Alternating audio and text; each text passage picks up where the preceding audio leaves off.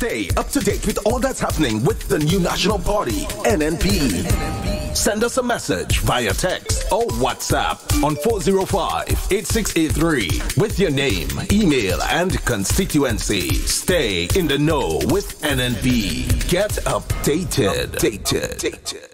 Prime Minister Dr. The Right Honourable Keith Mitchell, an ardent advocate of Grenada's culture, spent some time Tuesday afternoon enjoying the sights and sounds of Carnival 2018 and greeting masqueraders. Here are some highlights.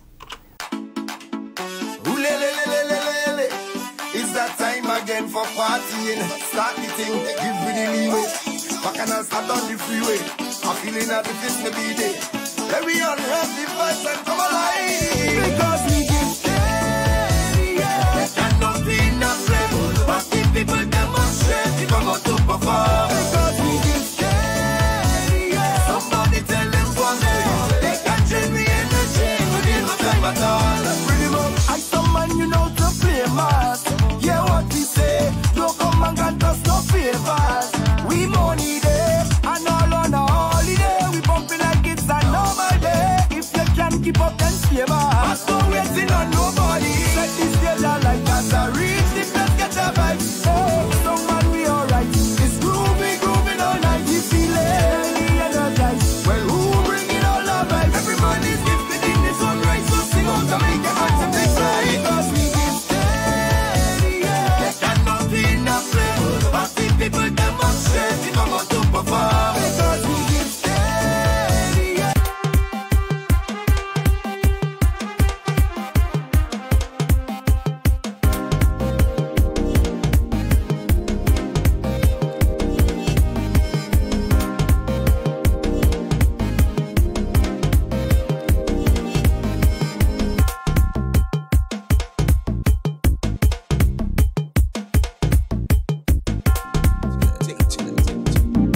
And a good morning to Grenada, Carriacou, and Pity Martinique. Once again, it is time for Hard Talk. My name is Sheldon Scott. I'm Devon Romain. And this is Hard Talk. We're live on 97.5 City Sound FM. 89.5 CRFM. 92.9. Yeah, that's Sister Isle FM over there on the beautiful Sister Isles of Carriacou and Pity Martinique. And 94.9 We Vibes Radio in Brooklyn.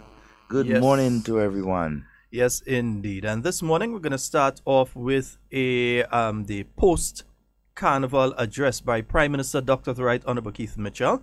And Prime Minister would have delivered that address last night at 8 p.m. But for those of you that missed it, we're going to do a rebroadcast right now. So those of you online, those of you listening via terrestrial radio, we're going to do that right about now. So we're going to go into that address and then we'll come back with more Hard Talk for you. All right? Nice. Okay. Yeah, Mr. Technical Man, you ready? Yeah, we going? All right, let's go.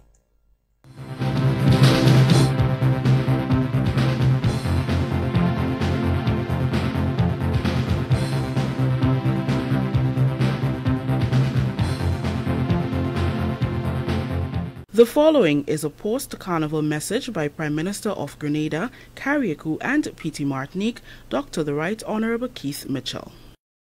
Fellow Grenadians, it is with a deep sense of satisfaction that I address you this evening, just days after our Carnival celebrations. Carnival 2018 was a definite success. Stakeholders and spectators alike share the view that many improvements were visible this year, but of course we must continuously explore opportunities to improve our Carnival product, ensuring that it continues to be representative of our culture and that it serves as a top attraction to boost visitor arrivals. The success of our Carnival season cannot be attributed to any one particular stakeholder or event. It is the collective results of all stakeholders playing their respective roles and all events adding up to the sum total of Spice Mass experience. To the winners of the various Carnival events, a hearty congratulations to all of you. You gave your best, and the judges have spoken. From Soca Monarch to the Masquerade, from Queen Show to Panorama, from Juve to the Parade of the Bands and Monday Night Mass. The mere fact that you participated means that you have played an invaluable role in showcasing what Grenada's Carnival is all about and keeping our culture alive. Sisters and brothers, thousands of visitors flock to our shores for the festive season.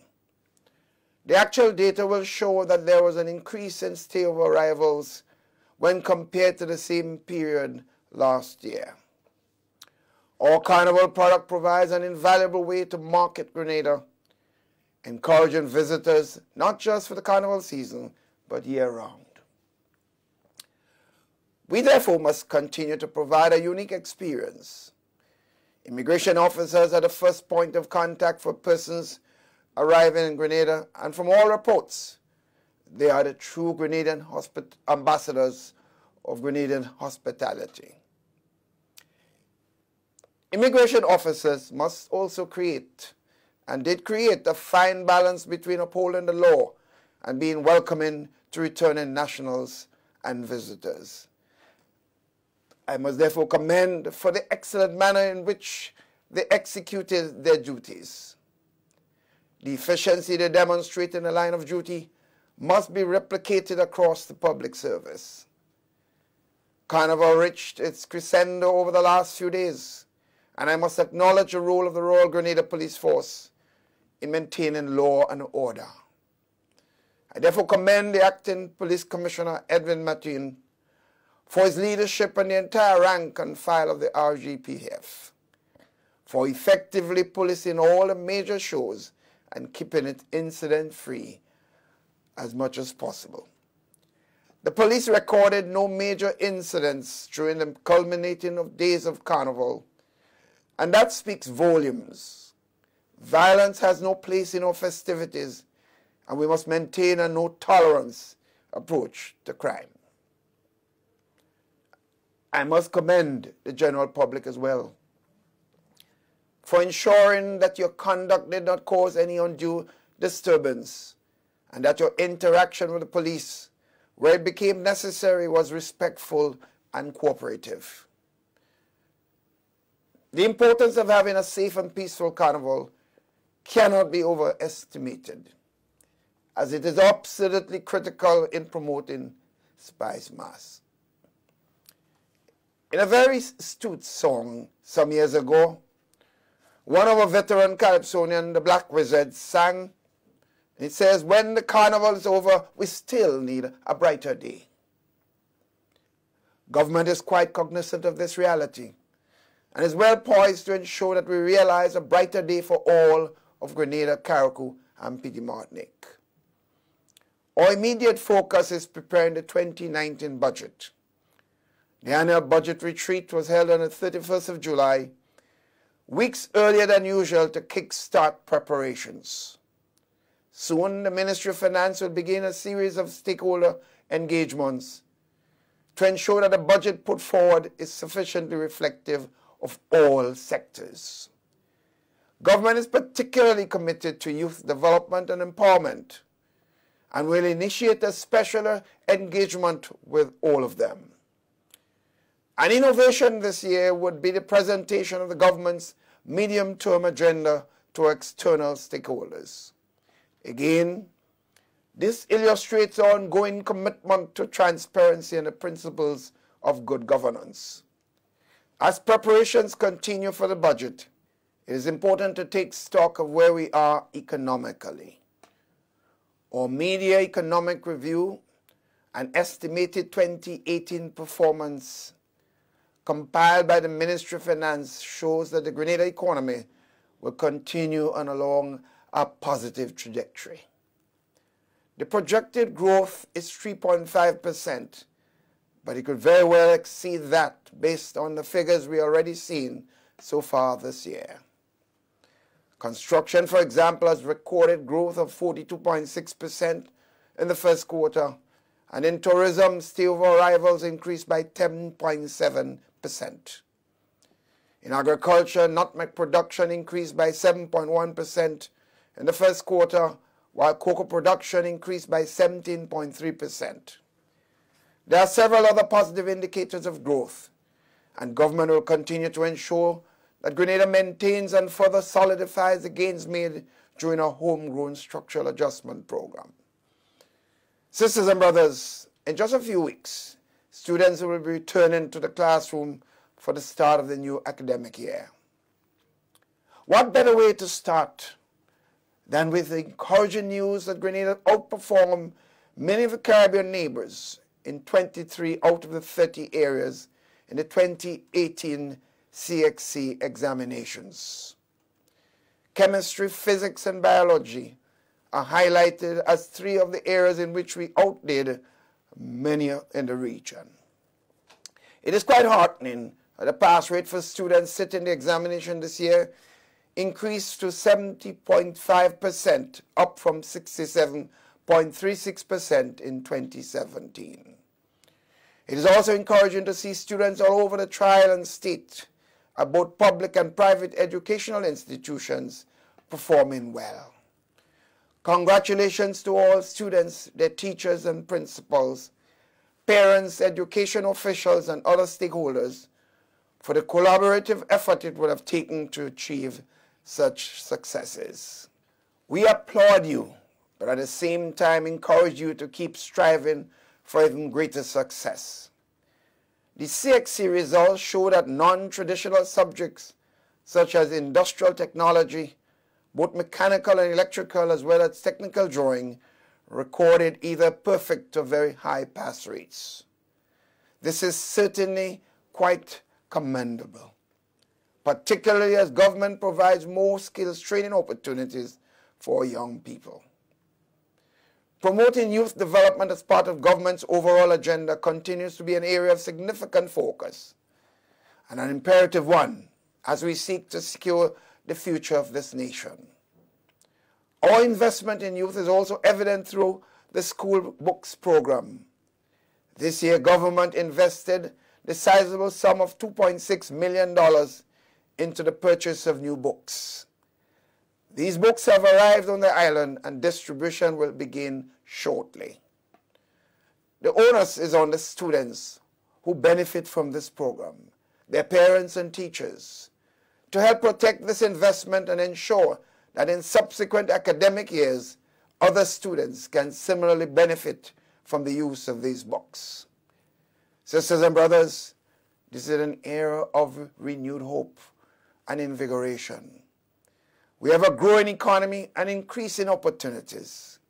As a people, we must continue to be disciplined and industrious, strengthening this foundation both for ourselves and future generations. Challenges are inevitable, but not insurmountable. We are working diligently to further advance the issue of pension reform. Also, on the horizon, we'll be called to reaffirm our country's independence through the adoption of a Caribbean Court of Justice as our final appellate court. These and other matters require our collective action. Let us therefore remain united, standing resolutely together as we shape this ongoing revitalization of Grenada, Carriacou, and Petite Martinique. I thank you. The proceeding was a post-carnival message by Prime Minister of Grenada, Carriacou, and Petite Martinique, Dr. the Right Honourable Keith Mitchell.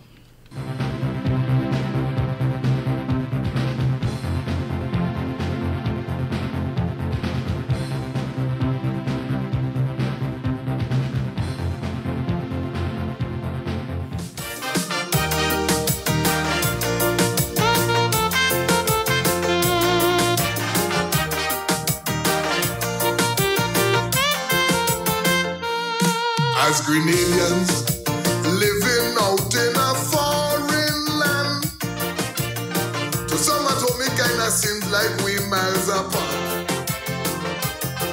But I live each day hoping that you will understand that Grenada really lies so close to our hearts. Hey, I know here at home some have the feelings.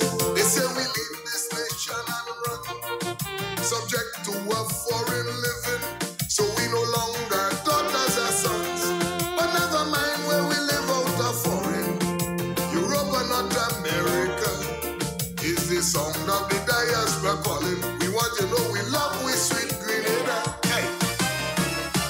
diaspora calling, yeah, yeah. We want you to know that we love we Grenada bad. Diaspora calling, yeah, yeah. We love Grenada even though we may live abroad. It's time that we come together, man. We have this nation to build. We got to see ourselves like brothers and sisters. Let's put shoulders to the wheel. Well, let me tell you now. The diaspora calling, yeah, yeah. We want Grenadians at home to please understand. Say the diaspora calling, yeah, yeah. We love Grenada like the hills love the Grand Etat.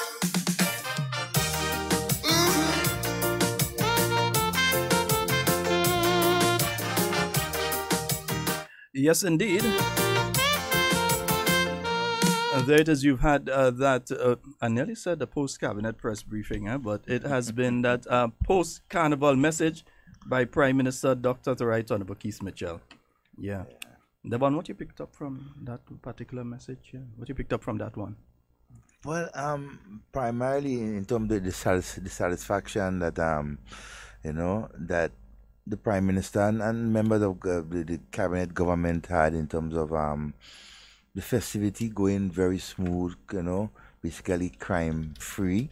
And so they woke up the RGPF, the Royal Grenada Police Force, and Grenadians on a whole. I know he complimented them on how we carry along ourselves, right? And he also basically, reiterates some of the gains that came out. I mean, out of Carnival, and some of the numbers in terms of the growth in construction and agriculture and so for the last couple of months comparing with last year. So I think all in all he as the leader was satisfied with performance so far of our country for the last 6 to 8 months, especially during the festive season. Yes, indeed. And folks, you can call in 440-7377. That's 440-7377. And 347-329-3101. You may want to weigh in on the Prime Minister's post-carnival address. And it's quite a bit of information in and between in that address, as Devon mentioned. The safe carnival that we've had, the increased number of visitors, so more and more people are interested in Spice Mass, which is why we are saying that we have to continue keeping Grenada nice, neat, and calm. You understand? Nice. Also, the wonderful job done by the Royal Grenada Police Force, led by Acting Commissioner Mr. Edwin Martin, and the excellent job that they did. Yeah, they did that thing so smooth where they had some of those stop points. Even St. David, when you're going to the Juve, and they usually have that. When you're heading into the actual activity, they have a point where they, let's go into the... Good morning and welcome. Morning, Sheldon. Good morning, my love. How are you today? Sheldon? Yes, my love. How are you? You hearing me? Morning. Morning. How are you? Well, I'm quite thank you. All know right. who ringing?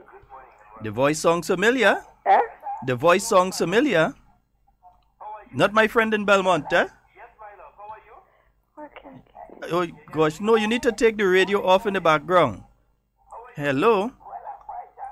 Hi. You hearing me now? Eh? You hearing me better now? Yes. Okay, you need to take the volume off of the radio in the background. Oh. Yeah, just take the volume off of the radio in the background. Yeah. Maybe the first time that you're calling in a while, so you may have forgotten. Hello? Yes, so you take the volume off of the radio in the background. Take it off. Much better. Yes, how are you? Quite thank you. Not my good friend out in Jan and Glade, huh? Who you speaking there, Sheldon? Yes, Sheldon speaking. I ring you. I don't listen to you every morning. You know who is my son? Oh, Coast Guard man. Joseph, he working in the Coast Guard. Coast Guards man. That's not Jan and Glade. That's defense. That's not Coast Guard man. That's the nice lady in defense. Yes. Our biggest fan. Yes. Our biggest fan. That's the biggest fan. Where? You? That is. You the one that's listen every morning. And the last time we said our biggest fan Yes. can tell us, he said, nah, you're making joke, boy. Mommy does listen to you more than anybody. Every morning I listen to you all. You have a nice program. All right. And you just start very nice. All right, thank you. I like to listen to you. So I said, I'll ring you this morning. Oh, goodness. That is Ken Joseph's mother. Yes, yes. You know. Yes, I know. Yeah. That is a nice fella. Yes, He's I'm a boy. A nice boy. Englishman. Yeah. He's a nice fella, you know. Yes, yes, yes, yes. Yeah. I really thought that he had two of him. He teased me on Friday. Eh? Huh? I'm making a report on him. He and Fluffy, they teased me on Friday. He and Fluffy called me and interfere with me on Friday. I'm making a complaint. Ken and Fluffy interfere with me on Friday. Oh. But Ken is not joking me. He don't come out to work yet, you know. Okay, your shift He's now. not work, but I will ring you. Okay. That is his mom. Yes, yes. He's a very nice fella. Yeah, he's the Englishman. Yes, the Englishman himself. And he and Fluffy are like no better sport than to interfere with me. Himself and Fluffy. Yeah. The bus driver. Two of them interfere with me on Friday. I'm waiting for them. I go deal with two of them. Yes, he always tell me I must ring you and tell you thanks very much for ringing. All right. Yeah, I like your program. You have a nice program. All right, Mommy. Yeah. Well, thanks very much. You enjoy your day today, huh? Yes. All right. And you know we love you. I love you too. All right, my dear. Okay. All right. That's our good friend down in Coast Guard base. That's his mom, man. Yeah. So, yeah. Englishman. Morning, bro. I ain't like what you and Fluffy do Friday, eh? That one in passing. So, the Devon, we ain't like that one. If you know what that man do, me, he and Fluffy, them fellas do good. Fluffy. Yes. Hey, Janelle, good morning to you, my love. I hope you're having a fabulous day today. And I'm also seeing a sister-in-law, Chantel. Morning. And Brenda, Veronica, Mr. DeRiggs, good morning to you. Also seeing Bonston. Good morning. So it has been a while I've seen Bonston around. Good morning. Grimesy. Yeah, my original school soldier. All right. Denise, Elva. Let me see what else is there. Sonia. Twinkle. Morning. Clever. Well, Depot. You see this clever writing? Yeah, Depot. Depot. Yeah. Depot. Good morning to all of you. All right. I hope that you all are having a fabulous day today. And we were taking a short look at the Prime Minister's message. Increased visitors to the island. Most people coming to Grenada for Spice Mass. And we're not just speaking here about Grenadians who are returning home. I ain't classifying them as no returnees or JCBs and all this kind of... They're Grenadians. They come home. Yeah? So the Grenadians who would have returned home, as well as people who have absolutely no connection to Grenada, but have heard of Spice Mass, and they came here over the past couple of weeks. Some of them are actually still on island. Some of them are still on island. So they returned as well. The airport was particularly busy as well because you've had the students returning to SGU as well. So you've been seeing loads upon loads upon loads of the SGU students coming in at this point in time. Some of them coming with their parents. As they're coming for the first time to Grenada, their parents are coming. You know, sometimes parents from different countries, they want to make sure their child is settled in proper. So they come with them, they get the place for them to stay, they make sure everything is okay there, they look around, they say, Grenada looks like a safe country. In fact, I think I'm not going to leave there. I think we're coming here to live. You understand? It's happened. Some of the parents came here to drop off the children and they end up staying. Sometimes they come and they say, okay, we're going to spend a few days just to settle you in a week. And they end up spending a month in Grenada before they go back. And as soon as they go back Christmas time, they tell the child, they say, don't come home. We're going to come spend Christmas in Grenada with you. Yeah. So it's there are quite a bit of people who have been passing through the airport. And we need to say a special good morning to the staff down there at the Maurice Bishop International Airport for the excellent job that they have been doing for the past few weeks especially. We know you all always doing a good job. They have been busy for the last month. Yeah. 6 weeks, man. They have been extremely busy. I live close to the airport, so you're hearing constant flights in, out, in, out, in, out, in, out. It's been busy for them. And these flights are not coming in with 3 and 4 people on them. Oh, no. They're full. Ram, cram. Yeah, so we have the staff down there at the Maurice Bishop International Airport. Whether you're administrative, whether you're working at Liat. Hey, my guys down at Liat. You know, them soldiers and them down in Liat down there. A special good morning to all of you, the whole staff, everybody, as well as the rest of the staff down there at the different counters, be it American Airlines or Caribbean Airlines or JetBlue or wherever. ASG still operates, isn't it? ASG still operates, Nazim? ASG, yeah. So staff at ASG, Aviation Services of Grenada, the firemen, the firemen and police officers down at the airport, the customs and immigration officers down there as well. All of you, extremely busy. And if we leave out the taxi men, I got a problem when I go wrong. So Guava and the rest of the guys down there. All the taxi men and them. We're saying a special good morning to each and every one of you. A good morning to all our senior citizens of this country, our silver-headed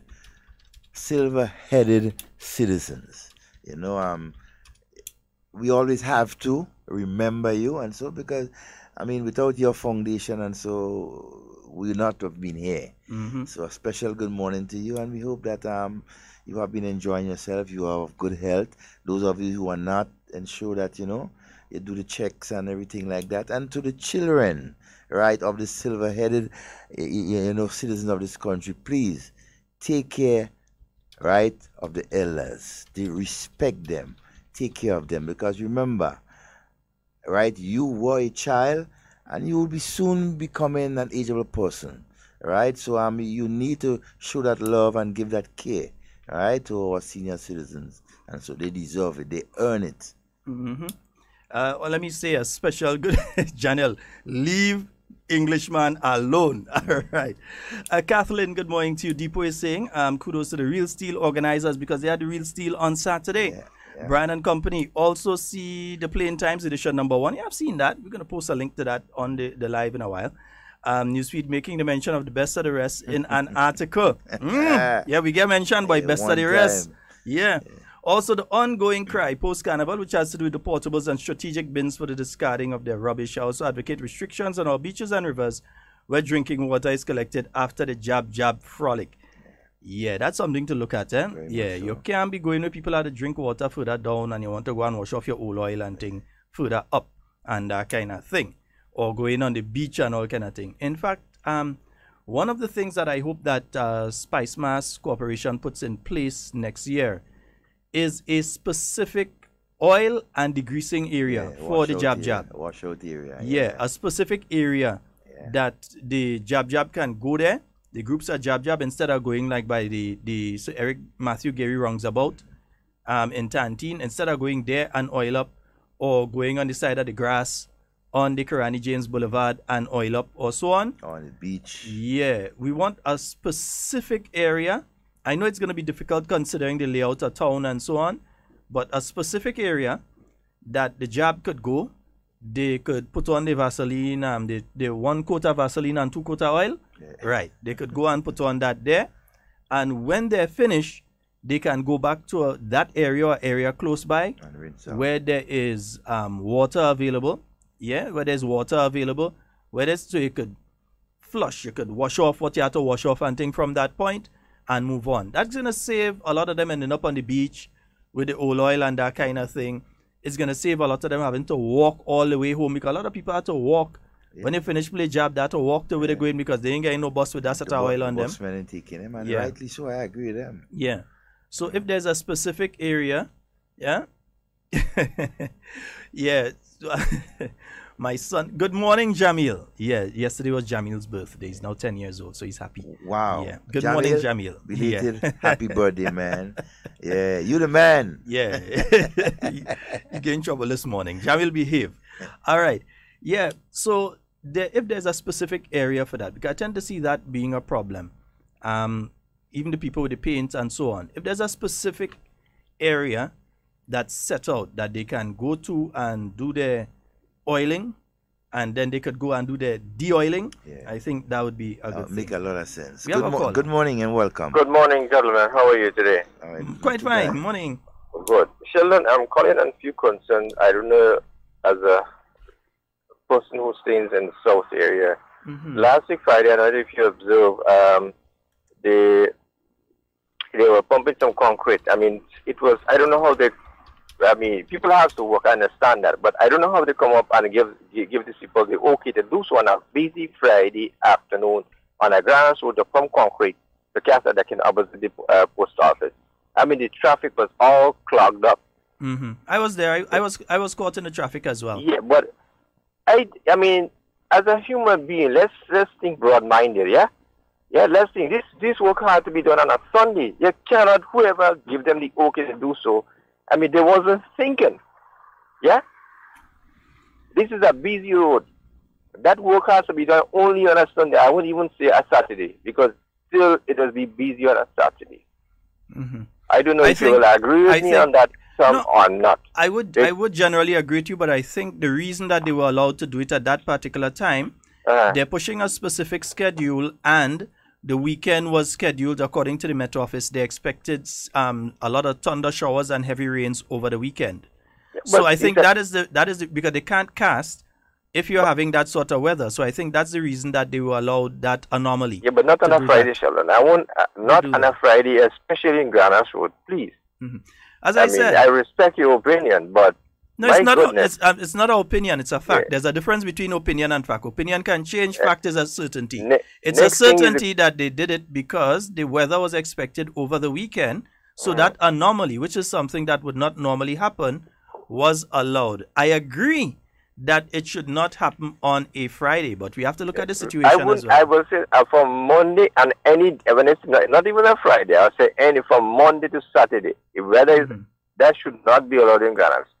Please. Okay. I mean, that is unaccepted. Okay. That is, for me, I won't accept that. Number two, right, is that when they're doing the bushing, right, even that, if that could be a gang on a Sunday, right, the gang, they work. I mean, from Granas by CK is going down to the airport is fine because the road is wide open. But remember, we have a problem. The road is narrow, and people want to work and people want to pass. And within a space of 2 to 3 minutes, the whole traffic will be tied up. Again, the cutting is one, and the picking up is another disaster. But what I would say, because I live in the Grand Anse area as well, and the picking up part I usually see happening at night. I see the trucks at night. In fact, only the other day I saw a truck in the morning for the first time, picking up in the morning. But generally, I know it's about 8, 9 in the night, the guys come out to the truck and they start picking up the stuff there. On that particular day, I called the relevant authority and found out, and they said they were given okay by the people in the authority to pick up the garbage. I mean, I find that I was. But the point I'm trying to make, that those work could be done on a Sunday in Ghana. I mean, the major problem we have, as I said before, the road is too narrow to do all those work, and these work could be done on a Sunday. I know that people at the higher authorities could look at it, because superbly you could see Navasa has been done a tremendous work, and the people who even doing the patching, I brought them that they have been doing it on a Sunday, which is very good. I mean, they see the problem and they tackle it. And I hope the other people who see that as a problem and tackle it, and let's deal with it, because remember, Grenada is growing, our economy is growing. We don't want to stop nothing, but we want to make things happening, but with a sort of rules and regulation. We do not discomfort anybody. The traffic is a major factor in the south, and we have to work with that. So, I mean, sometimes I don't want to work on a Sunday, but it's not you don't want to work on a Sunday. Look at the traffic. Look at the situation. And this work could be done on a Sunday. Let's do it on a Sunday. Yes. All right. Thank you very much. Okay. Have a good day, man. My main issue with it as well, though, is that I was coming up that area from the gas station on the stretch there. What do they call it again? C-Tech gas station. You're coming up to the roundabout there. And one of the cement trucks dumped some cement, like some cement fell out from it at the side there. It was causing a problem for some of the vehicles there. And then 1 or 2 other areas along the Grand Anse Road you were seeing where some of the cement together with some of the gravel and so, because it's a mix. You're seeing some of it like it, either the remainder that came out from the truck and that sort of thing. And I believe that is something that once and for all we have to take a serious look at. We cannot, because what happens is you reduce the size of a road that's already small. Because when that stays there and it gets hard, then drivers try to avoid it and end up more and more and more into the road. It's like the situation close to the Anglican High School, where you have that sort of cement. Some trucks over the years have been going up the hill, and that cement continues to fall off at the side of the road, and you end up with that problem where you're shrinking the size of the road. So it's one or the other thing that happens, is either some sort of fee or penalty is placed. Anytime you're pouring concrete, you have to pay that, and that money goes towards cleaning up the road, or the companies that do it clean the road when they finish. And we know who the people are. There's video existing of some of the companies doing these things. It has to be dealt with, and it has to be it's fed up. You see, I'm fed up of it now. It's happening all over, and we need to put a clamp on it. One of the practices of some of these companies and so, they tend to overload these trucks on them. Even, I mean, you could understand if when a truck going up a hill, you know, depending on what the contents and so, you might have a little spill. But even on the flat road, you see concrete coming off of these trucks. I think they need to do much better than that, and the RGPF and so, have to, be a little bit more vigilant with them and do something about it. They are creating problems and so on the nation's roads. All right, so please, the practice must stop. Mm-hmm. All right, hey, good morning to all the vendors of our market, wherever you are. It's rainy this morning. It's a bit difficult, but hey, you're out there doing your thing. Morning, wherever you are, in St. George's, Grenville, Soteres, St. Mark's, wherever you are. Good morning to you. And I'm seeing Hannah. Yes, Hannah, that's the area I'm speaking about there. When you come out from by C-Tech and you're going up at the side of C-Tech, not for the side of CK's, Super Value. Yeah, the concrete is there, and we know who the people who do it are. You see, there's some things that I think we have laws in place and we have rules in place and we do not enforce. And I think it's time, seriously, that we enforce some of these rules and some of these guidelines that are in place. That is damage to the road. There are laws and so in place in relation to damage to the road. Somebody's driving, they bounce down a light pole, nothing comes out of it. Yeah, the light pole is just down until government decides that they're doing a program to redo all the light poles. Look at the stretch. Look at the Maurice Bishop Highway. And you'd see you're missing a light pole here, you're missing one there. So it's until government now decides that they're going and put back in that you have the light poles going back in. Or some agency comes in and says, well, you all need some light poles, we're going to put it. That shouldn't be happening. If someone, due to their own careless activity, they're driving carelessly, and they bounce down something that's government property, I believe that person should put it back. They have insurance in it. Yeah. That's why you have your insurance and put it back. Because some of our railings and so guardrails are wrong. I mean, some of the vehicles and so, I mean, just bongs them down and nothing comes out of it. And that's the thing. Look at the boardwalk look at the boardwalk right there in town. Yeah, right, vehicle mash it up on Sunday, just bam, mash up the railing. Now it's got to stay like that until a project is done to redo the whole thing. You had the piece of railing down by Greenbridge again. Fellas over the years keep mashing it up. Government keep fixing it, mash it up, fix it. I mean, it has to, is one or the other. Something has to give in relation to these sort of things, because here it is, you finish an area looking nice and neat. Then up comes a cement truck, drops cement on the road. And the company, I'm sure they have smaller trucks or vans or something. They could send out two guys with a spade and clean it before it hardens. Yeah, man, Maras Hill. When you look at these big corners and so you see, the concrete just spill and they just continue going as if nothing. Well, sometimes I don't know if the drivers see it, if they don't see it. But I'm saying that the company itself must put something in place to deal with those things. I have nothing against the companies. I love all you. I have no problem with it. But I can't love you all and hate everybody else. This is affecting everyone.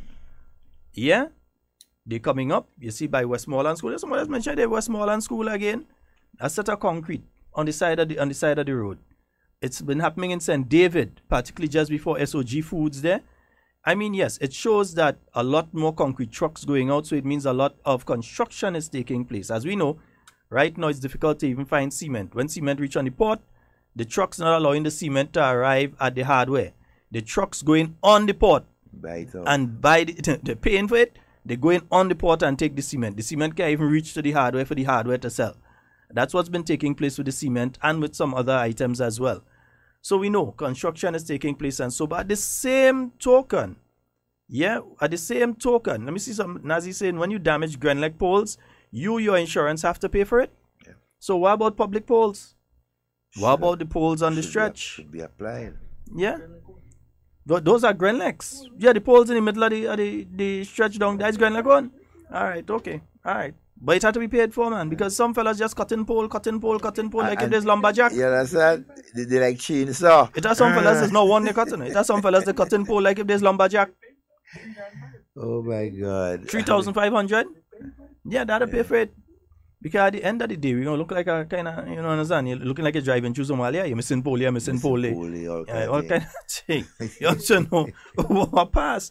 But it has to be addressed. I think it has to be addressed. It's something that we must address. We must look at. I believe we must do that.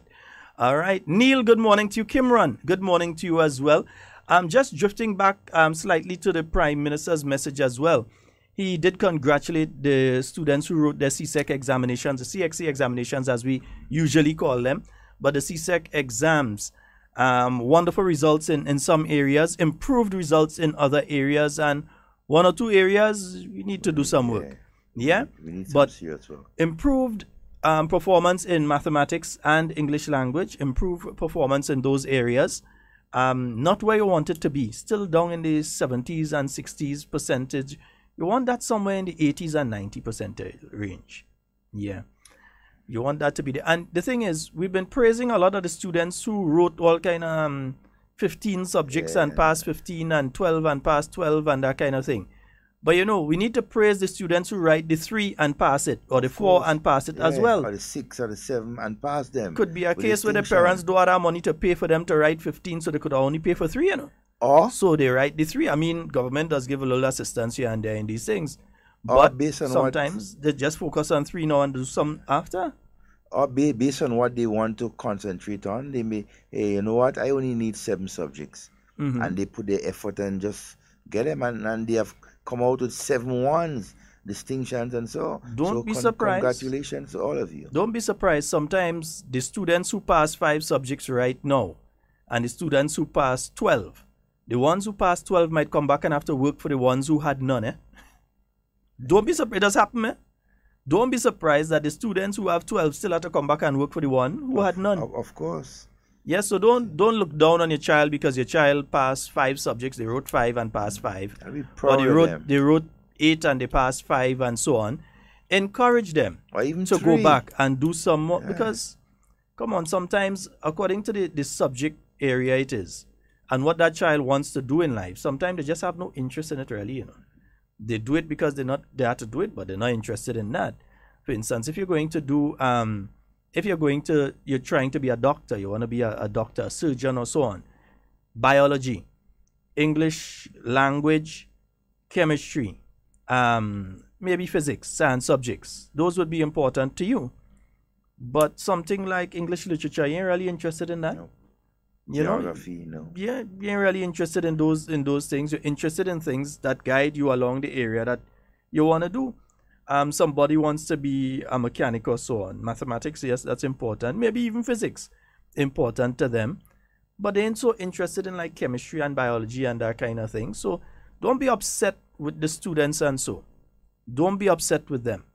Yeah, and we need to praise all of our students that passed some subjects. Even those that wrote and they didn't pass any, they went to the exam, they tried, they just could not make it. There are many others that just didn't go, but they still went and they tried. They may have failed this time, but they're still alive. Hopefully, all didn't kill them. They're still alive. So they have the opportunity to write again and do it again. So start the process of registering them to go and do some subjects and so now. Start that process right now. I think we have a caller on the line. Good morning and welcome. Hello. Good morning, Vaughn. It's Pedro, man. What's up? Hey, what's up, Pedro? Compañero. Hey, what's up? You're working today, or? Yeah, nah, man. I take the day off, man. I'll kill me down in Grenada.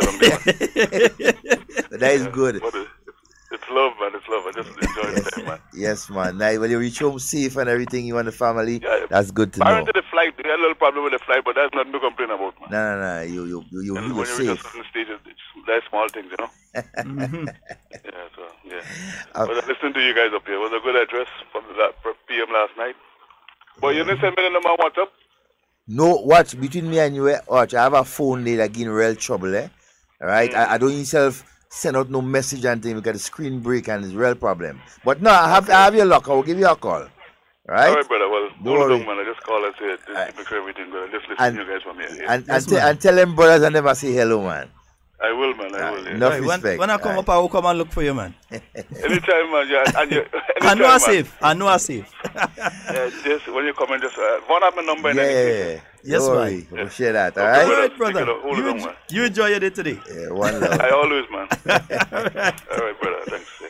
Well, you know, Sheldon. Oh, good partner. Pedro. Yeah, you know, the first time I went to Canada in 88, right? Mhm. And so Pedro come and pick me up. And in the space of 2 hours, we almost had, we had one accident and a mishap on the freeway. We almost go over the bridge. Man give us our old drive, just stop in front of us. It's not that, it's you blight. Pedro does drive normal all the time. You come, you're blind, man. But Pedro, thanks for telling me. No, I know not to give you a ride. Excellent driver. And then we go through a little area, park, you know, and a guy skating on the ice. You see, same thing I'm saying. You just confirm what I say. You say Pedro is an excellent driver, so it confirm. Use the blight. Excellent driver, man. I tell you, that night in one night, you know. Just so nobody want to get a ride when you go anywhere again. Because you the blight. I mean, the man whole time the man driving good. As soon as he pick up, where's the thing that change? You in the vehicle. All kind of things start to happen. Oh goodness. Yes indeed. So the CSEC, the people who wrote the exams and so, we like to congratulate. Even if you get one subject, I am congratulating you. Oh yes. Listen to me. I am congratulating you. Even if you did not get any subjects, but you tried your very best. You went there and you tried your very best. I'm still congratulating you. No, I'm not congratulating mediocrity. I'm saying that they tried. And that for itself needs to be respected. So we have to congratulate our children. But at the same token, don't talk down to them and tell them they dunce or get them all kind of talk, because in a year from now they could go back and write the same exam and get a grade 1. I've seen one particular young lady. She was giving me a story at a time, and the first time she went to write common entrance, she failed. She failed common entrance. The first time she went to write it, she failed. And everybody was behind her like, you're too dunce and you're stupidity, and look, everybody else going to secondary school and you're dunce and you're... She went, she wrote the exam the second time, and she passed. And she went to secondary school. Right now, that young lady is, I think she's completed her master's right now, and should be looking to go after a doctorate in a while. Excellent. If she's not completed her master's, she's close to completing her master's. I know she did her bachelor's, and she's in accounting and so on, and she should be following up on her master's right now. And I know she's not going to stop until she gets that doctorate, because that's the mentality of the individual. So don't look at the child that failed her exam this year as a nobody.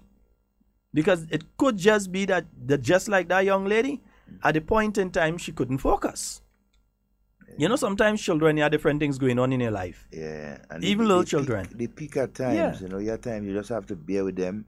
I had a friend who was one of the most brilliant students I knew, and wrote the CXC exams same time as me, and failed most of the exams. And the reason they failed most of the exams is just because their father happened to die just a couple days before we started exams. That affected them psychologically. Somebody who doesn't know, go see what this girl is a dunce. She went in there and look, she failed all the exams and that kind of thing. The following year, she fixed it though. Yeah, of course. She's a senior nurse right now. Go work with all the Yeah, effort, all she's the, a senior nurse right now. You know, so you don't take failure as the end of it for your child or for the young ones. Work with them.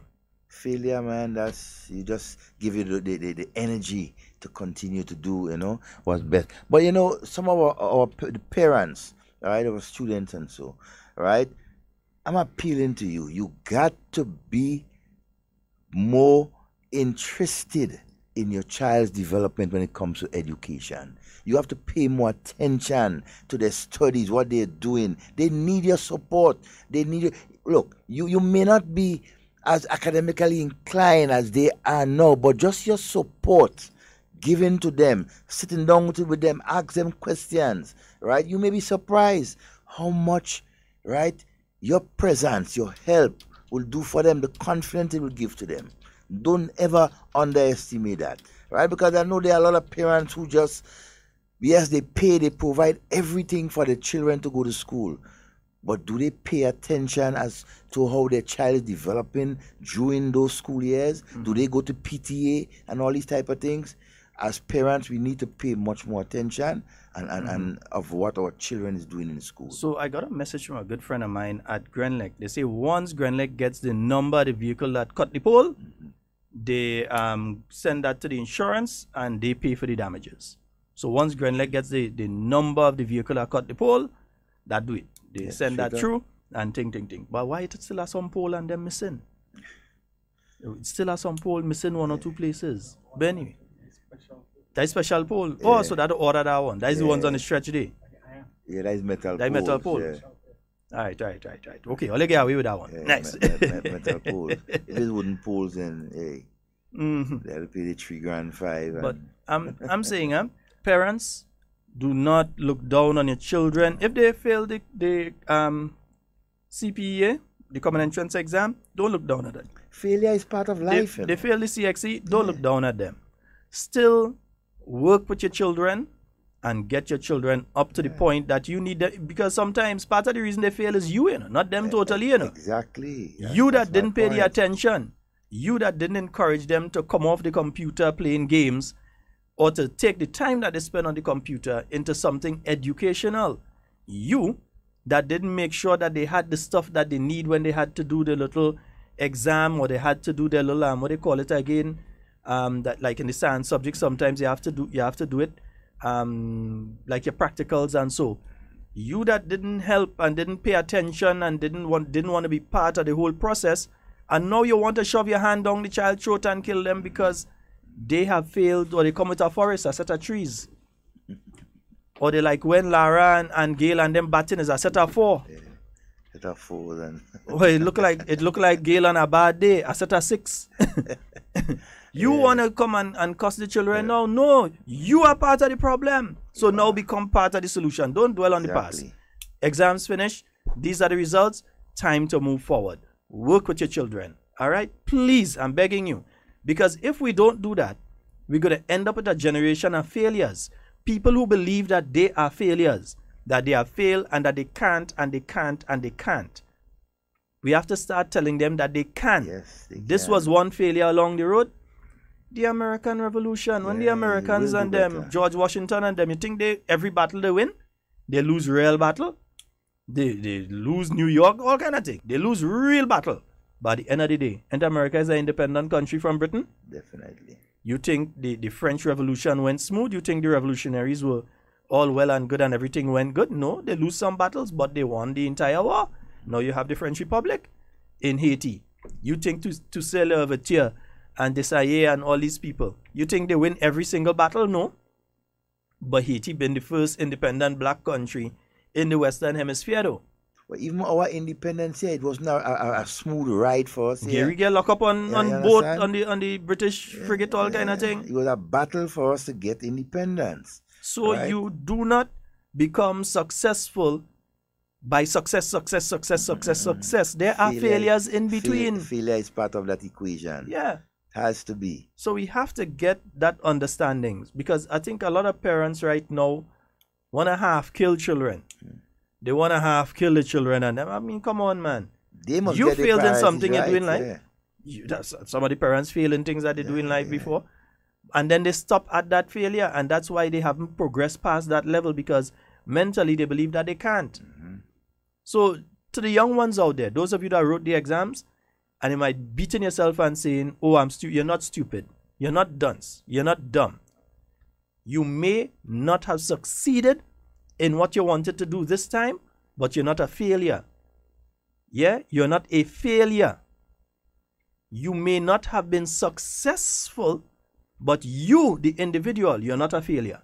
Yeah, and we have to learn how to build from that point and go forward. But good news, just remember as well that you, these young people, the country that you came from, Grenada, and the other students that you sat in class with, that breathe the same air, drink the same juice, and use the same water as you on the same island, contributed to Grenada outperforming every other Caribbean island in the CXC examinations.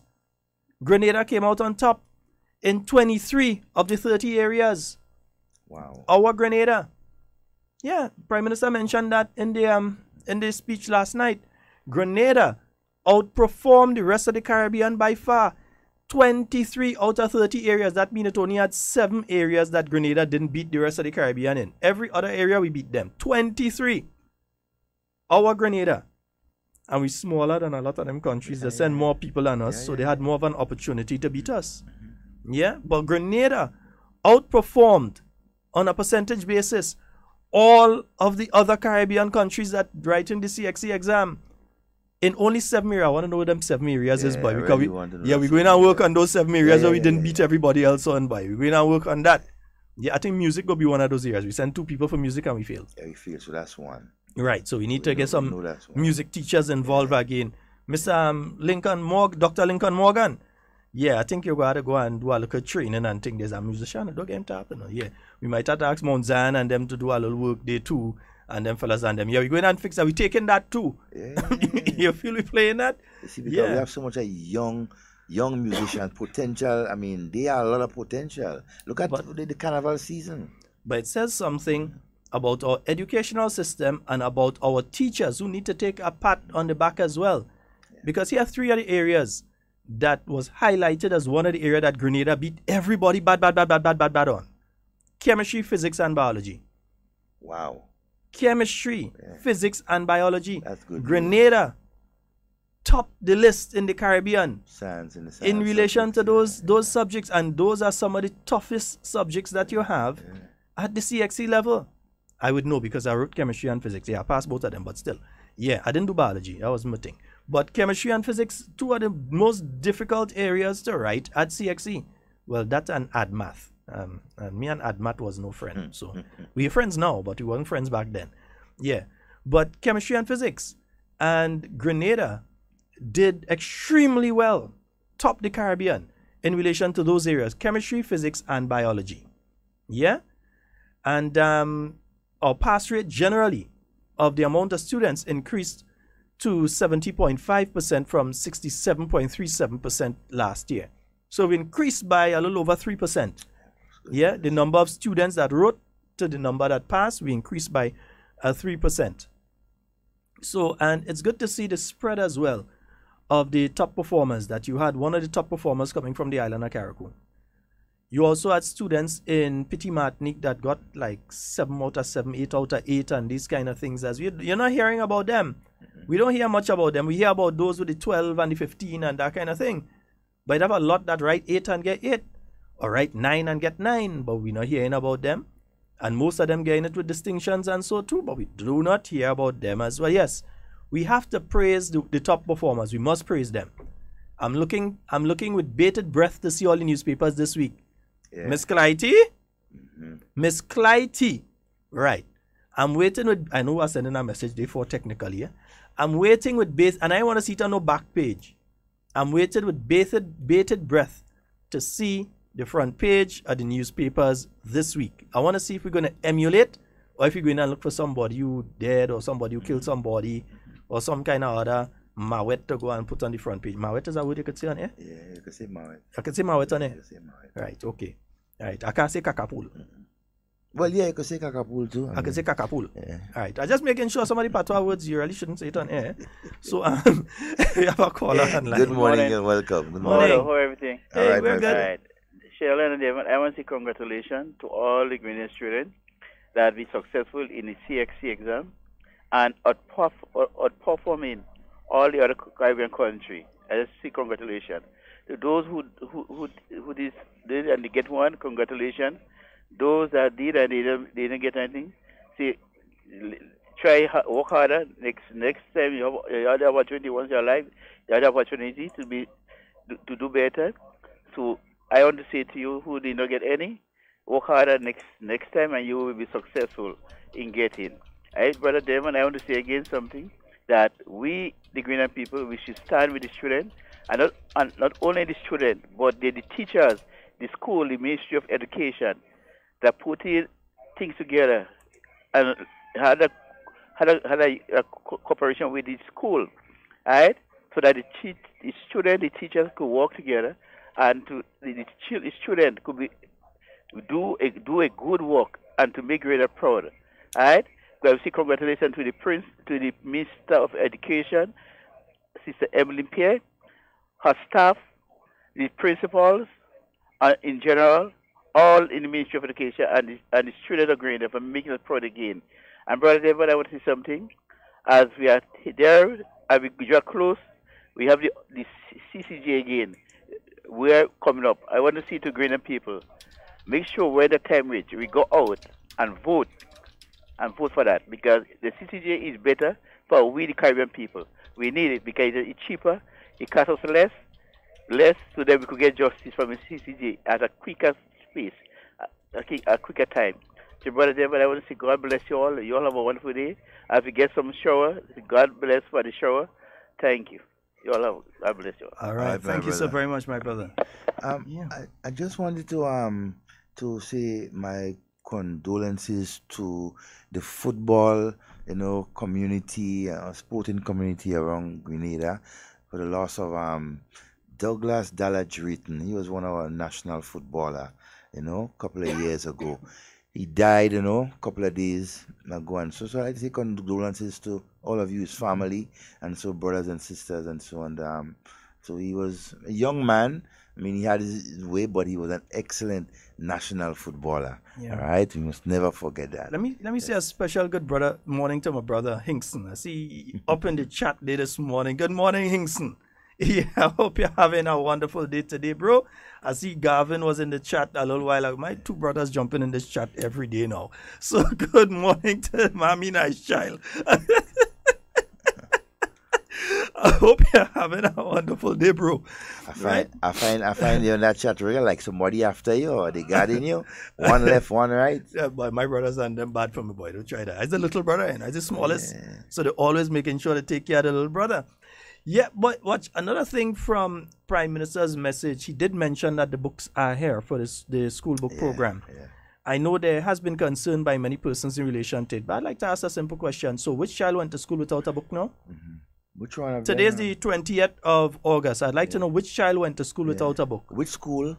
Yeah, just which child went to school without a book? Because the way I'm hearing some people speaking is as though the school has already started and the children have been going there and there are no books in hand, so the children, it's affecting their ability to learn and they're not learning. The books are now here. The schools will be sending out their notices as to when to come in to collect the books and so on. It's not the government of Grenada changed. This thing is changed through CXC. The government of Grenada doesn't say, for instance, if you're doing English literature, you'd realize that there are prescribed texts. I remember doing As You Like It. At a time, there's Romeo and Juliet. Like if you're doing Shakespeare, there's As You Like It, Romeo and Juliet, Hamlet, and so. So the Ministry of Education in a country would choose, well, this one is the one, but it's not the Ministry of Education that decides these are the 3 texts that you're going to use. It's the CXE. So the books don't come from the local. It comes from the regional. They say what books you're going to use, what texts you're going to use for a particular area. Then the Ministry of Education in the country would, in the case of English literature, say, okay, we're going to use this one. When it's physics, it's a regional thing. That's the book that they use. And you can take the books from here, go in Barbados, and it's the same books that you're using for physics and chemistry and these sort of things. But for some other areas, and in fact, schools on their own might decide that, look, we're not using Hamlet, we're going to do As You Like It. A teacher might say, well, I'm more familiar with Hamlet than As You Like It, so I'll use Hamlet. Another school may say, I'll use As You Like It. And different ones would use the Chinua Achebe and so on. And they select. A teacher may say, these are the ones that I think we want to go with this year. And that's what they go with in a particular school. But for people to try to give the impression that the Ministry of Education here changed the books, it shows a lack of understanding of how the educational system operates. And just remember, these are the same people that wanted you put them in office to control that educational system. But it shows a lack of understanding of how the educational system operates, how the regional system together with the CXC and so operates, and even how the system within a school operates. So you have to wonder if some of them really go to school in truth. Yeah, the system in some of the schools operate. Yeah, so it's not a situation that the government agree. And plus, a bid was sent out by the Ministry of Education, a bid for different companies, book companies, people who supply books and so on. They could have applied, made a bid to be the ones to get the contract to bring in the books under the school book program. That cannot be disputed. I want somebody tell me this morning that I am lying. I would like somebody to call me. But don't just tell me a line and approve a line. Yeah? A bid was put out by the Ministry of Education as to who would like to provide the books. There are two major suppliers on the island. Only one sent in a bid, so you can't give the other one if they don't even send in a bid. That would be corrupt. But only one sent in a bid. The other company where you say, well, look, we can't handle that. Or maybe we don't have the resources or the connections to handle that. Or we can't be bothered with that. So they didn't bother to send in a bid. One company sent in a bid. So the one company that sent in the bid now, that company obviously would get a contract by default to provide the books under the book program. But yet still, you have some people jumping up and saying, oh, corruption, look, is this one, is that one? I mean, my God. My God, if you don't know, ask a question. But don't make those accusations. So when they find themselves in court now, as I know they will, I hope they're able to answer as to who corrupt and who in cahoots with who and who trying to thief money here and all this sort of nonsense. Yeah, it's very simple to understand. They put out a bid. One company bid. The other company ain't bid at all. But you want to cuss government now because the one company that sent a bid obviously would by default win the contract. You can't get the other company the contract because they did not bid. They're telling you, in other words, that we can't handle it. We don't want that. We can't handle it. For whatever reason, they just can't. That's what they're saying. But at the end of the day, sometimes you just have to try to understand where these things. But by the day, $2.6 million spent on the books. The books are here on island and distribution will begin. First of all, the ministry has to go through and then send the different books to the different schools, all of the different secondary and primary schools on the island. And then those schools will send out a notice and say, come in and get your books and so. And you still have roughly 2 weeks to do that. So I'm trying to figure out which child went to school without a book. You had some people that was on radio saying that they're intelligent, but I mean the last election proved that they doesn't know what they're talking about because these were the people telling you they're winning 13 out of 15 seats. That's the people who was telling you that Ali Dowd only need 13 votes up in that side to beat Dr. Mitchell. So we know that somewhere they had some screws loose in the head. But anyhow, that's why we told them, Devon, the only way certain people are going to go in that new parliament is as visitors.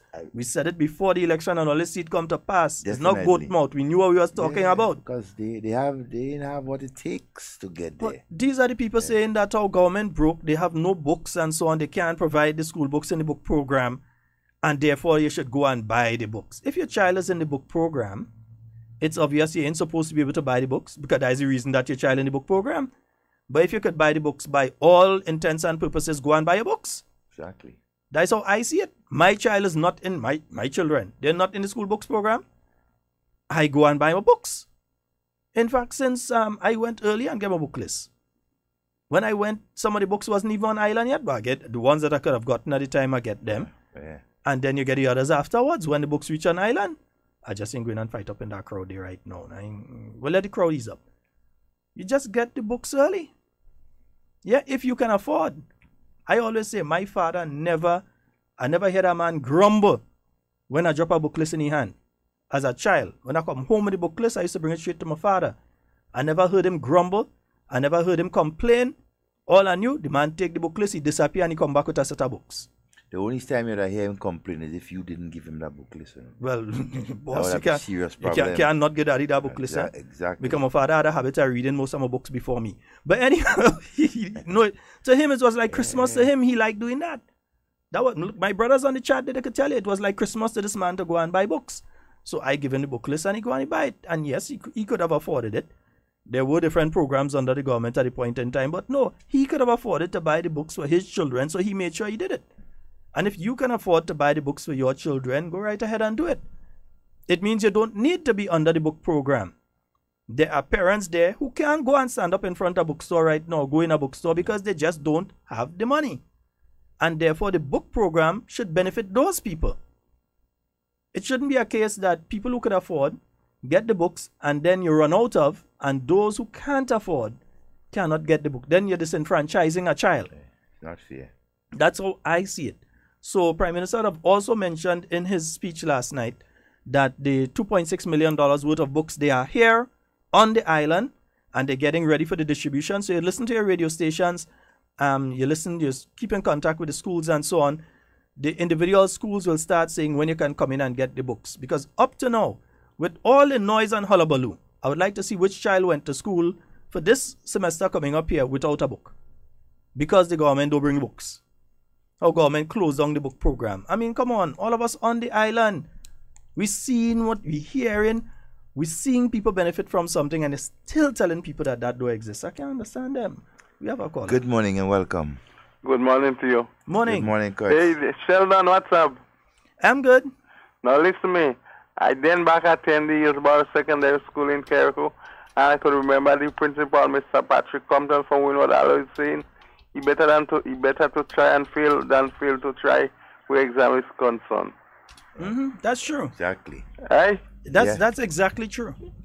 Yeah. You better try and fail than you fail to try, because you try and you fail and you fail to try. You understand what I'm saying? Yep. Make that effort. You at least have to make an effort. And you see, the ones that didn't show up for the exam at all, you still have to find out, you know. Why did they show up? Sometimes they didn't have money. Sometimes something happened in the family. Sometimes so some people may not have showed up for the exam because there are quite a few that did not show up for exams. Yeah? Hello? Like he gone, man. Yeah. Curtis, you know he doesn't stay around. Like Curtis, I hear a cock crowing in the back of your house, there, boy. Yeah, boy. Roll rice, cuckoo, and stew fowl later. I hear cuckoo fowl sweet, you know. Understand? Like what I hear. Fresh corn. I wouldn't know because I don't eat it. So. Yeah, what Devon could tell you about is Carriacou lambi. Yeah, the lambi. He can tell you about lambi. He can tell you about fish. And the cuckoo. He can tell you about the fish, he can tell you about the lambi, he can tell you about the cuckoo, but he can't tell you about the chicken. He could say where he here. Yeah, only here in that. I stand in your partner corner on that one. He could only tell you where he here. Good morning and welcome. Yes, good morning. Good morning, my dear. Yes, you know, my daughter went to school for 5 years in McDonald College, and now she passed 12 subjects. Wonderful. Wow. Yes, her name is Loretta Lewis. Congrats. Oh, congratulations. Yes, sir. Well done. Yes, she gets 6-1 and 4-2 and 2-3. All right. Yeah, she passed English, everything, and she going in Term CC now. That's wonderful. Yes, sir. I know and through the government books that help her. Because I am a poor parent. They say it don't exist. They say they say NNP closed down that book program back in 2013, so it don't exist. That is not true. Well, that's what them saying. Tell them it's not true. We know. Yeah, okay, sir. All right, take care. Yeah. Some people wondering why I'm wearing jacket today. I'm wearing jacket because inside you have AC and I have the flu. And the flu is seriously bothering me. I ain't lying. Devon, I need to say this. This thing called Zebra Peak. The devil I make that boy. What? Hey, I take some Zebra Peak this week gone there. And man, as little piece as you take, the whole cup bitter, all kind of thing, man. Cheese and bread. Sometimes you play too much in your hand and rub it in your eyes, you're in trouble. My eyes? But it's good. It's really good. You know, I don't know what. You know, Sheldon, we have so many bush remedies that can take care of the average, you know, sickness that we have, man. It's amazing. You know, one of these days we must do a program on herbs that's available in Grenada and some of their usage. You know, man, we must try and do that. And also, folks, just a program note. I think at the end of the program today, we'll try to play the Prime Minister's message again, because some of you may have come in late and you didn't get the Prime Minister's post-carnival message. So I think it's important to play that again. And let's say a special good morning to Senator the Honorable Nolan Cox, our Minister of Culture. Minister, we're getting a lot of positive reviews in relation to your performance thus far. I think all the associations, be it Steel Pan Association, Mass Band Association, Calypso Association, all of the organizations, they are very pleased with your approach, your inclusive approach. Yeah, it's an inclusive approach, you know, come talk with me. Come talk with me. Yeah, a son of Karaku, you know. Yeah, they got people that there, you know. They got his ears, you see. Yeah. He will sit down and listen. Only one thing I've vexed him for. I still didn't see Shakespeare Mass in Grenada during Spice Mass. Well, that's coming. But I understand perfectly what's taking place now. It's his first year. Karaku people mean if you had to see Shakespeare Mass, you had to come in Karaku and see it. They don't want to stretch it out. Yeah, so people don't want to go and come to see it. Yeah, they want people come and say, well, I see that in Grenada already, we are going Karaku. Come in Virgin Territory. Come in Kayak Mass, the beginning of March. Come in Kayak Mass and see it. Third and fourth of March. Yeah, somewhere around there. Come in Karaku and see it. The Dolly C running, the Osprey running. Good morning to the Osprey. I've never been to Karaku Carnival. Neither me. I've never been to Karaku Carnival. I've been to some things. And now that Dolly C is here, an additional boat, I may be enticed.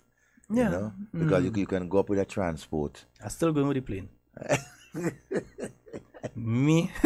It's quicker. It's much quicker. By the time that thing bend by the hospital and he go in there, I started to throw up already. Me? I don't eat at all. Man, but oh boy, you see this herbs thing, boy? Yeah. Man, and bitter. Anything that's bitter too, I mean, and drink it is good for the inside. Did we mention the real steel in a serious way? Did we mention that it was a success? That the steel pans did come out and so on Saturday. Brian and the guys, everybody had a wonderful time. Definitely. Yeah. Could be, it's growing. And each year, last year, I think I saw it. Last year, I heard of it for the first time. I don't think it was the first year, but last year, I heard of it for the first time. This year, again, I know my good partner, Coppers, Daniel Swan. Yeah, the original mechanic up there in Laborie. Yeah, I know he was there knocking iron and that kind of thing. So I know the guys were there. But, Brian, the reason I couldn't make it this time, boy, that cold had me down Saturday. It really had me down. I only went out to drop off something Saturday and straight back home. I passed by Coppers just to sort out something on the car and back home. I really couldn't make it Saturday. When I get home, that was it. Was asleep until Sunday, to be honest. No, serious. When I went home Saturday, asleep until Sunday. As a picker again, I think. Yeah, that's good. I mean, you needed a rest too, So. Yeah, but real steel. Brian, you'll give us a call. Let us know from your perspective how things went. If you get the opportunity, we still have about a half hour left. Give us a call. Let us know what went on there. Also from Prime Minister's address last night, the projected growth of the Grenadian economy 3.5%. And it may even grow larger than that. But that's the projected growth. And as Prime Minister always says, the Ministry of Finance has given him some figures. But he always feel that they're being conservative on the figures, that it could be bigger than that. So he's going with the conservative figures, the 3.5%. And is 42.6% in the first quarter for construction. That's the growth of construction. That's driving. So construction, by nearly a quarter, it's improved. So it's gone to 42.6% in the first quarter. And in tourism, stay-over arrivals increased by 10.7% in the first quarter. And in agriculture, nutmeg production increased by 7.1% in the first quarter, while cocoa production increased by 17.3%. So we're seeing an increase in agricultural output, and that's very important. That's very, very important. We have a caller. Good morning and welcome. Good morning, Devon. How are you doing? Hey, good morning, B. All you had to say is call. Brian! Yes, sir. Tell us. Yes, sir. You need to give that guy some Zevapic and stuff, man. That guy. Has Zevapic home?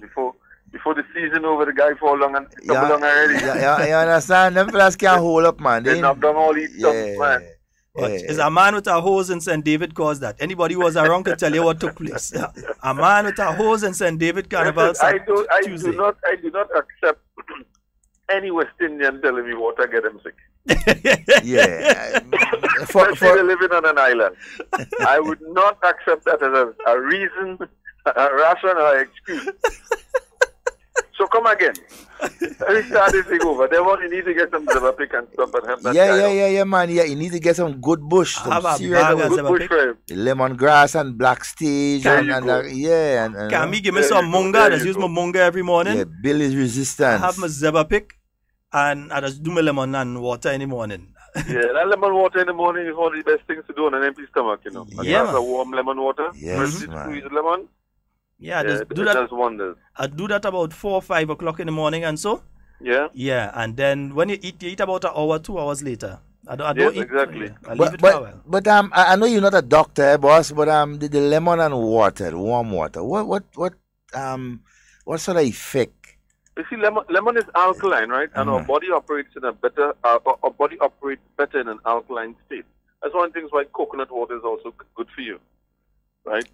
Chronic diseases and so on thrive in an acid state. So the more alkaline you can keep your system, the more healthy you would be. It's as simple as that. I mean, the professionals can give you all other, they can break it down, but it's as simple as that. Our bodies operate better in an alkaline state.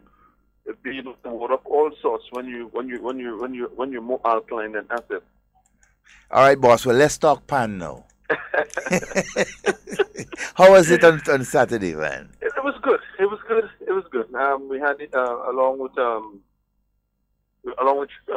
Angel Harps on the road. We had commentators that joined us. Unfortunately, the folks from Rainbow City All Stars, they had some issues with transportation. The truck broke down, I think, when they were planning to come down. But nevertheless, I want to say hats off to them. I want to say a special thanks to them because the guys, they still came down. They came down, they joined the parade. Some of the kids, some of their members played with us.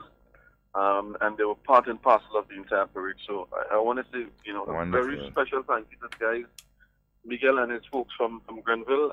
We really do appreciate the effort, and sometimes it's not, when you see an effort like that, I mean, you could have said, you know what, we ain't coming, or truck broke down, but they still came, and they were still part of it. And for that, I really, really, really appreciate, you guys. Like I said to Miguel on Saturday night and his wife, I said, look, don't forget anytime you guys having something, just let us know, we'll be there. Definitely, yeah. I mean, he in particular has really held that St. Andrews band together. Eh? Yes, I mean, yes, definitely. Miguel is and one of the things that hampers a lot of the development of some of the bands, and not only steel bands, but most groups, even sporting clubs in Grenada, is a lack of leadership, and it's something that we need to look at.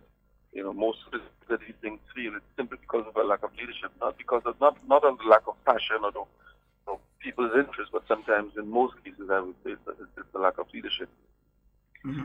Again, I would like to say thanks very much to Bobby Steele and his crew from Summer Crew. Again, they joined us, assisted us with getting the bands lighted. It added a beautiful dimension. So again, Bobby Steele and your crew from Summer Crew, some of your masqueraders, I want to say thank you. To those who missed it, again, it will be the same time next year, the Saturday after Carnival, after the week of Carnival. What I would love to see is more costume masqueraders taking part. Between now and the next couple of months, we've already put in a group in place to deal specifically with getting more masqueraders out and more masqueraders out costumes. So we've already started working on next year. Depot has promised some sailors to join us there, so we're looking forward to that. So guys, things are looking up. The event is here to stay. We're gonna push. We're gonna make an extra effort again this year, and we're gonna talk about earlier. Like I said, we've already started planning for next year's event. So we can make it bigger and better. And I don't want no excuse about no flu or no man with no hose next year. I promise. Don't worry, I go bank up and file the things for you, no excuse. Same as when I promise I'll come in the pioneer that come. I'm making sure I promise from now, I will be, as long as God give me health and strength, I'll be there next year. All right, my brother. All right, my brother. All right, so, guys, thanks for the opportunity. Like I said, it was mass well played. Everybody who was there and thoroughly enjoyed themselves. One lady commented to me. She said the last day she had the opportunity to jump there and steel band. She forgot how it sung. Now that she remember how it sung, it didn't listen to her again. Yes, indeed. All right, brother. You enjoy the rest of your day today. All right. You too. Take care, B. All right. Yeah, and we need to say a special good morning to the staff at Brighton and Miners. Yeah, definitely. Yeah, but Devon, I don't know if you really know, but there are a lot of institutions around Grenada that have staff that tune in to Hard Talk every single day. Yeah. Be it Brighton and Miners. We have a lot of listeners in Huggins and Hubbards as well. Food Fear. If I didn't call them, I'd have been in trouble. Foodland, if I didn't call them, since my cousin of mine died there, I ain't calling all you. IGA supermarket down there. Yeah, Calico. Calico, I mean. They tune in to Hard Talk every single religiously. day. They're listening. I know my daughter does, so. And the banks as well, Beat Cooperative Bank, Republic Bank, Scotia Bank. And the reason I know they're listening is because when you see them, they could tell you word for word everything you say on the air. Or they could tell you, watch, don't say that on the radio. Yeah. They give you some strict one. No, don't say that. Don't say that at all. Don't give them that kind of energy. Sometimes tell you, Mr. Man, behave yourself. I see you going on a road, behave yourself. The insurance companies, a couple of workers in the different insurance companies. Hey, Mr. Richard Schron, good morning to you, sir. And again, congratulations on that initiative that you take. I'm not only in Carnival, but outside of Carnival at other activities as well. The sober up point. Believe me, I just wish more companies would dive into the concept. Set up a tent on the outside, a nice little thing, you go, you sober up, and then you go to your vehicle. I like that. Nice. Ensuring the safety. You know, after that enjoyment and so, you want to make sure that you're prepared to drive home or to reach home safely. Yeah, but the best are the rest. Yeah. Another activity I'm thinking of. One activity, I wonder if it's dry season for that activity. I think the activity might be better around Independence. It's to go back into the tradition. And this is going off all what we've been speaking about before. Going back into traditions. And when I say going back into traditions, I was having a chat with some good friends of mine out of Beaton Lafem area just a few days ago. And in talking with them, you know, there's a lot of things that we used to do as children that our children know nothing about. Nothing about. Yeah, I doubt I could go into a primary school, maybe even a secondary school now, and find one child that know how to make a top. They can't. I'm telling you that they can't. They don't remember. I could basically wage money on it. That I could go. Or ruler. Yeah. From the cocoa stock. You know. Yeah. I don't think I could go into a secondary school. In fact, I doubt I could even go into TAMCC. Probably. And find a child that knows how to make a top. Out of a bead, guava wood or whatever. Wood, take your time, carve a top, make a top, and then split a next man top. Yeah, split a next man top. I'm talking and I don't know how to make it too. So, but still, I know of it. I saw it made. Back in my days, we used to play with top and thing too. Yes, I was a child in Trinidad, but I was living in between a bunch of Grenadians. All of we was Grenadian down there anyway. It was just Grenada outside Grenada.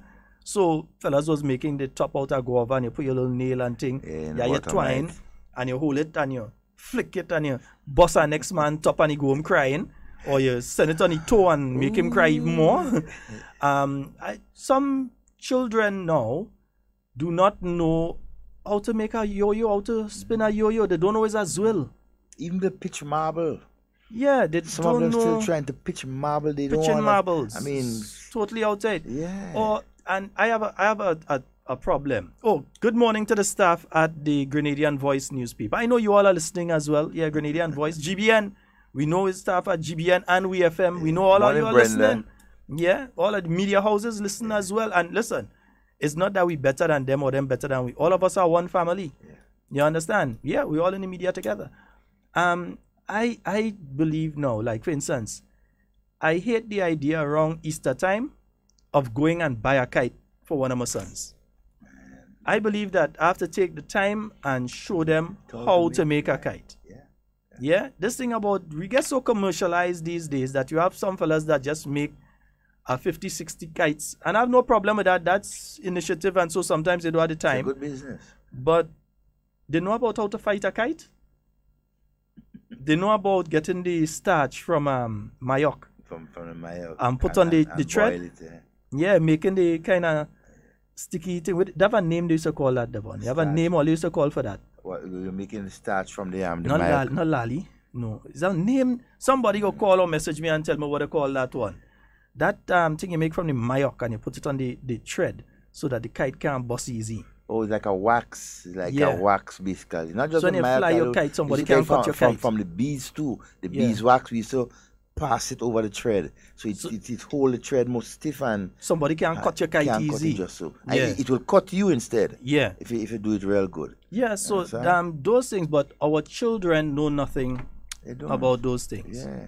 They barely know hopscotch and moral. Yeah.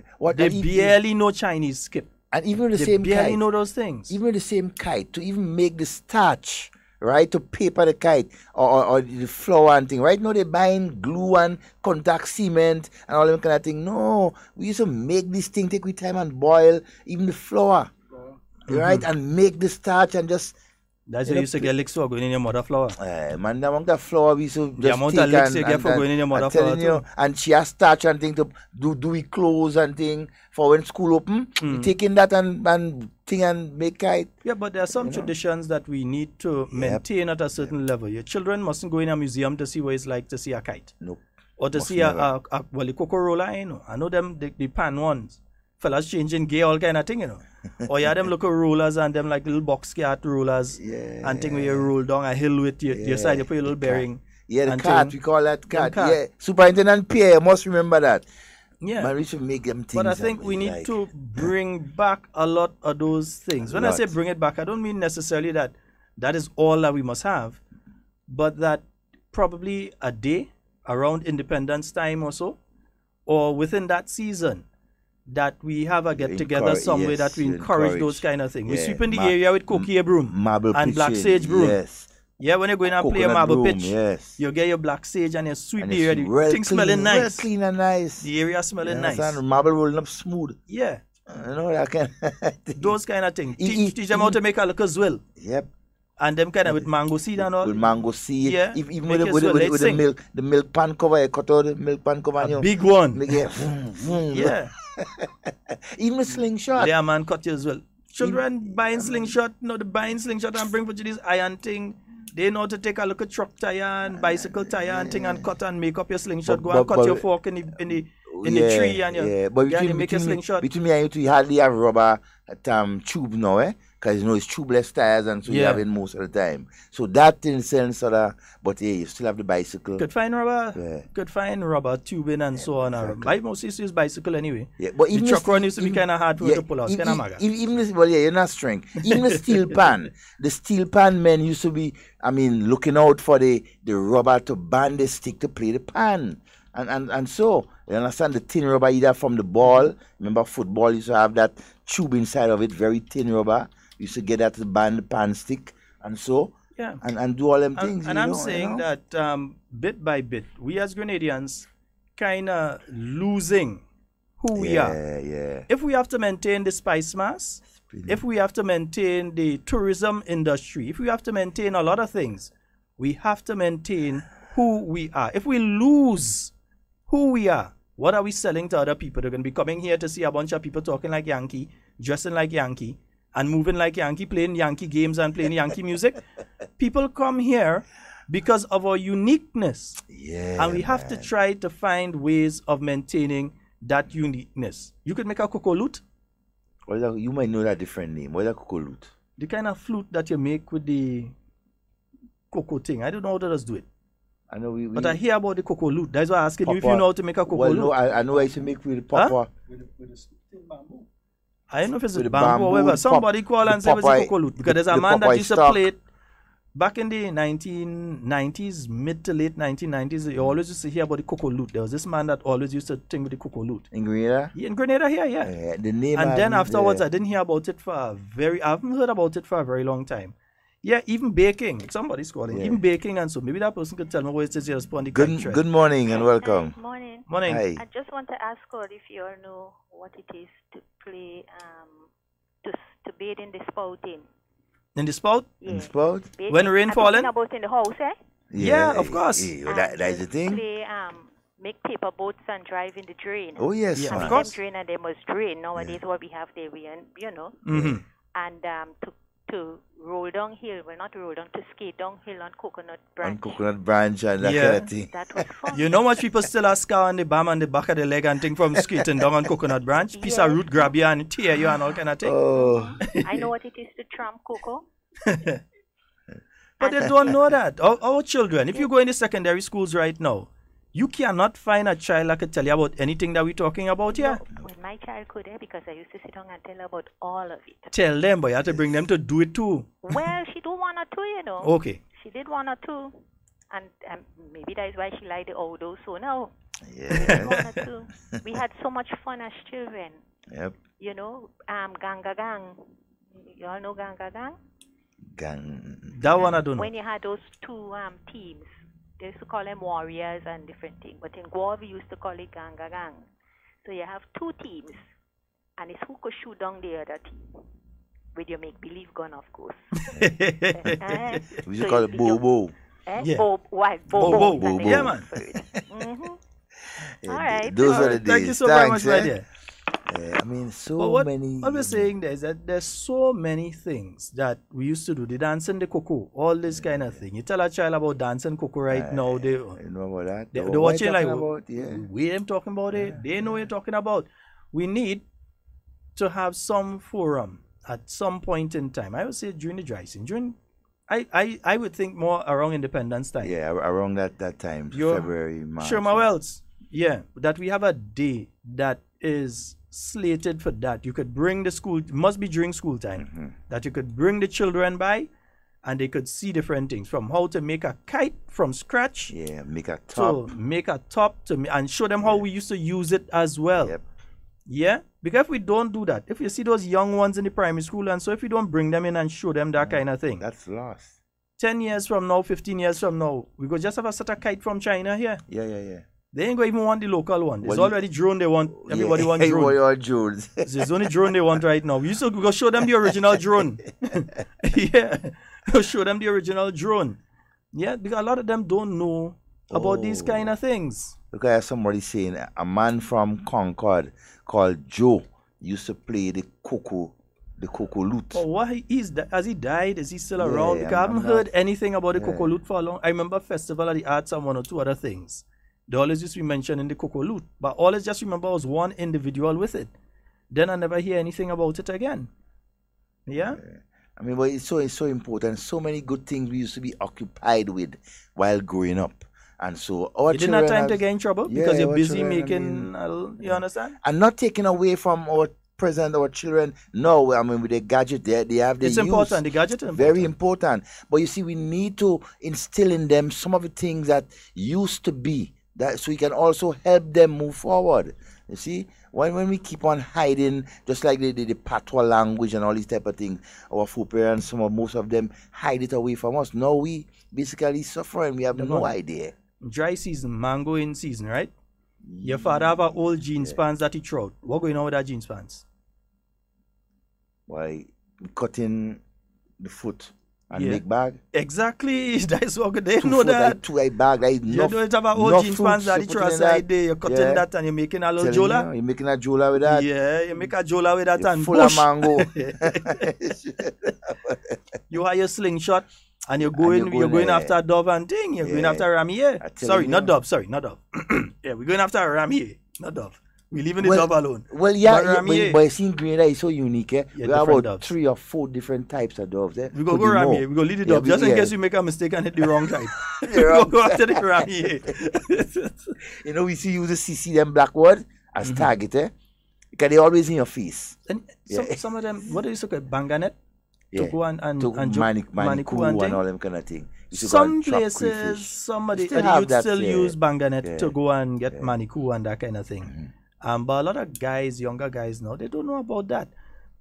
Fishing, how you used to fish? If you're going and fish, where you using? You used to go and buy fish hook in the store? No, man, we get needle. We take thief with more than needle. All she pack a needle and come and pin. Confession is good for the soul. Bun it and take a corned beef key. And make it nice and round and make your fishing hook. You understand? Or your little cutlass and so on. You hot your needle and you gotta be good on that. You know. But see, a lot of, because my basic thing was when mommy looking for she thread and I go on with that because I go and make kite and go and fly. Flying wheel thread, eh? Yeah, flying wheel. You know, flying wheel thread. Used to be on the little wooden spool. Yeah, when mommy looking for she flying wheel thread, she go and you know them old time singer sewing machine? Yes, man. Where you're pumping with your foot. But not old time. Them machines still there wrong. Nah, a lot of people had them. A lot of people have them working. But it's quite expensive now. A few years ago, what the singer company did is throughout the Caribbean, they tried to buy up as much of them as possible. And redo them. Yeah, they tried to buy up. But a lot of people were smart. They keep their own. But this old singer sewing machine, And they had this flying wheel thread and thing. And then mommy looking for she flying wheel thread to go and sew curtain and all kind of thing Christmas time. But where the thread I leave here? All that time I fly kite with that all kind of thing. You're going to flying wheel thread. What you're taking the spool and make little roller and thing too. Yeah, the roller thing. What? We used to get a lot. I believe too, our generation is responsible for destroying a lot of our cocoa fields. We used to cut out the sucker of the cocoa chew that sucker, the main thing, you know, that will sustain. We cutting that out and make roller.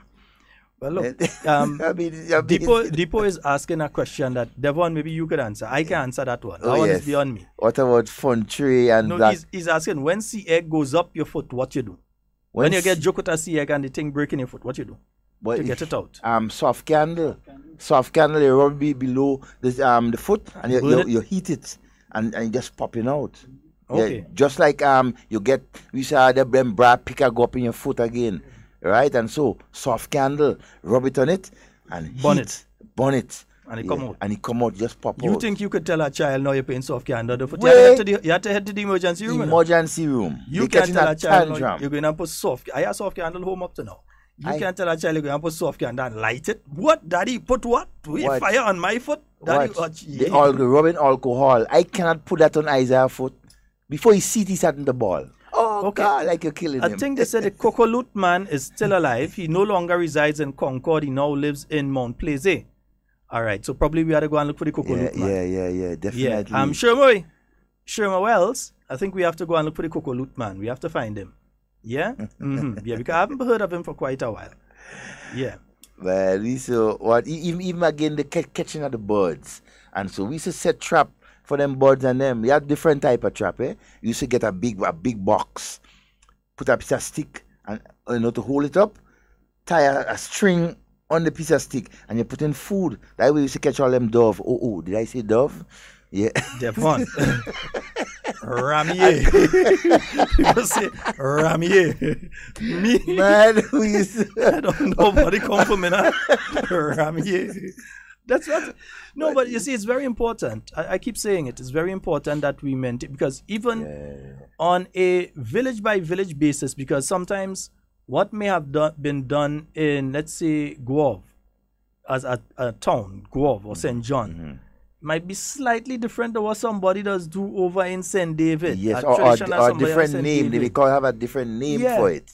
And down in town is a totally different something. So there are several traditions that I believe that we must have a forum. We must have a forum, a family forum, not just a forum, a family forum to put some of these things on. Hannah say pee on the thing? Well, no, I was just going to tell you, no, but I used to do that. We used to do that. When the black sea egg, you go and get juke while I pump in River Road, and the black sea egg, you let somebody pee on it. Yeah, no, it used to work. That's no joke, you know, man. We have so much remedies. So Devon are laughing, but you want me to be honest? I was looking at a scientific documentary recently on how to deal with stings from these things they have, the nut man or this other kind of jellyfish. Yeah. And one of the things that the Australians have fit is pee on it. Yeah, the pee on it, the ammonia and so from your urine. I guess that's it. I don't know, maybe it neutralizes whatever acid it is or whatever it is, but it neutralizes it. And they say, pee on it. That is what deals with it. So soft candle again is a boss, you know. Yeah, I have my soft candle home. I always, and if I find her running out, which is very rare, or I can't find where I put it because I lend somebody, I ain't get back I just lend here.